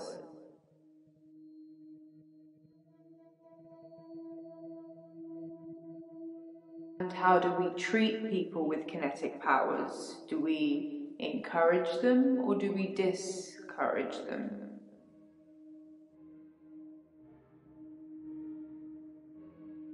Very good, Doctor. That's the right answer. Remember it, or there will be consequences.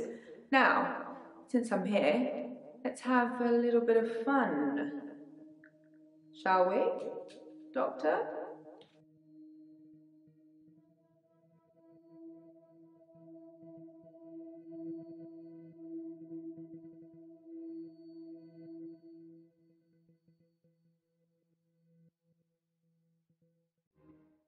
There's someone else in my hour. I brought David back to life. I removed the chains, dressed her. It was Iris. We could try shifting now. Would you like to see David, Doctor? Sorry. We've both read The Cult of the Kinetic Mind. I'm not broke. It's no coincidence that most psychokinetic patients are Grateful if you could see your way to declaring me insane, or at least temporarily insane. There was no flame. And then there was. I'll kiss a guy, I pretended like the hypnosis had worked. and then he just follows me Can we maybe not talk about Hannah anymore? wherever I go. I may just still pull out in front of the driver.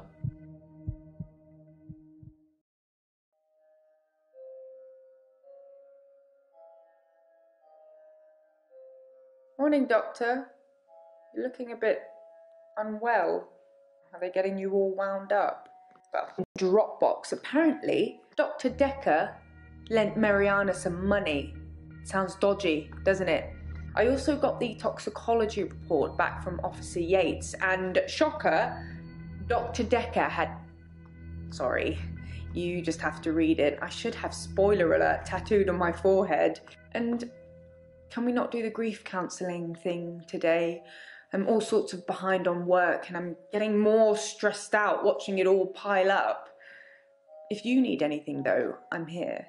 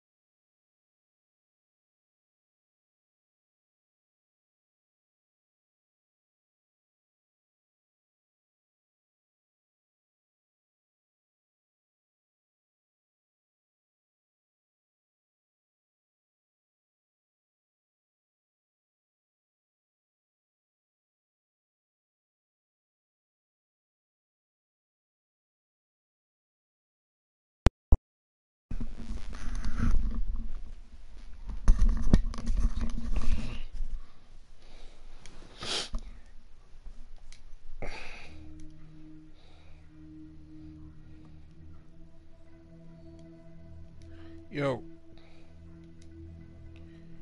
Shit, Shelly. I downloaded that shit. Warface or Frame or whatever. No, I ain't played it yet.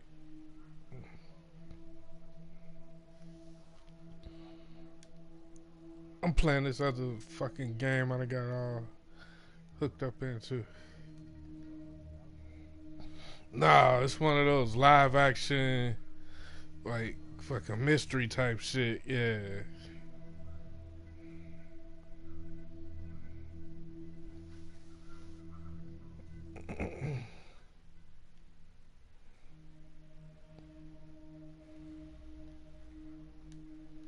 This shit crazy.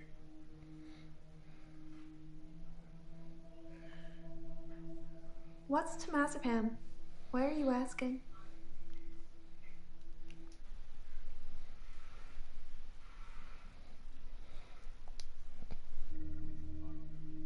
Yeah, I got the Ghost Recon still.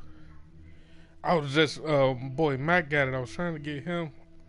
I ain't finished none of the campaign. I ain't even probably a quarter of the way through. I don't take sleeping pills. Mac, Never have done. all he do is fuck with When you Madden. suffer blackouts already, you don't really get offered anything like that. Madden. Take a fucking, take wild horses to get that nigga off of Madden. I feel thirsty, Doctor. And hot. Do you have any water? Who?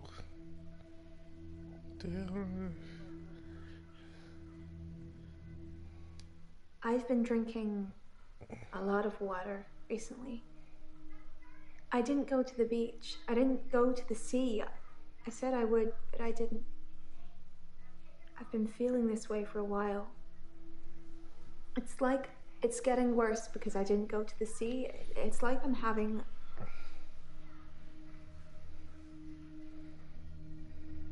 I don't feel well. I feel sick most of the time, dizzy, thirsty. I got a head fog like you wouldn't believe. My doctor, Dr. Rose, sent me for blood tests. Yeah.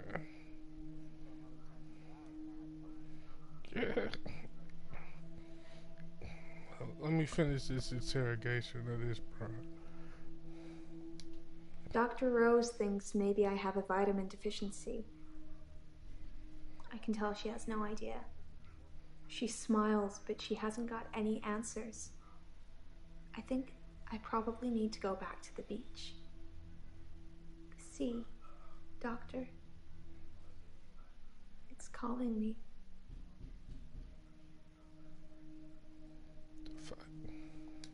This sounds crazy, but I can hear the sea. It's like an alarm going off in my head. Do you know where the sea is? From here? It's over there. Wherever I am, I know exactly where the sea is. I mean, I played the PvP. It's like a compass. It's just been a minute.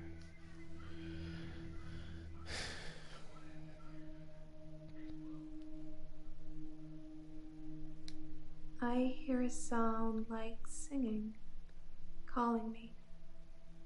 It gets stronger when I face it, when I move towards it.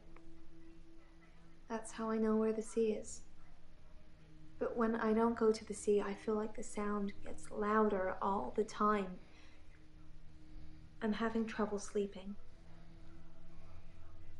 Perhaps I need sleeping tablets after all. Alright, let me switch to Ghost Recon on. Cause you talking, I ain't gonna be able to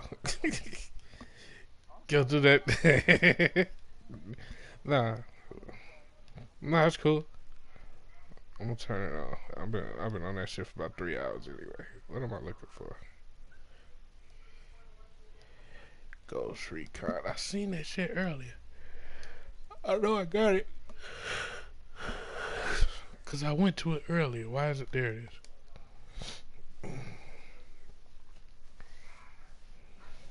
I probably need an update.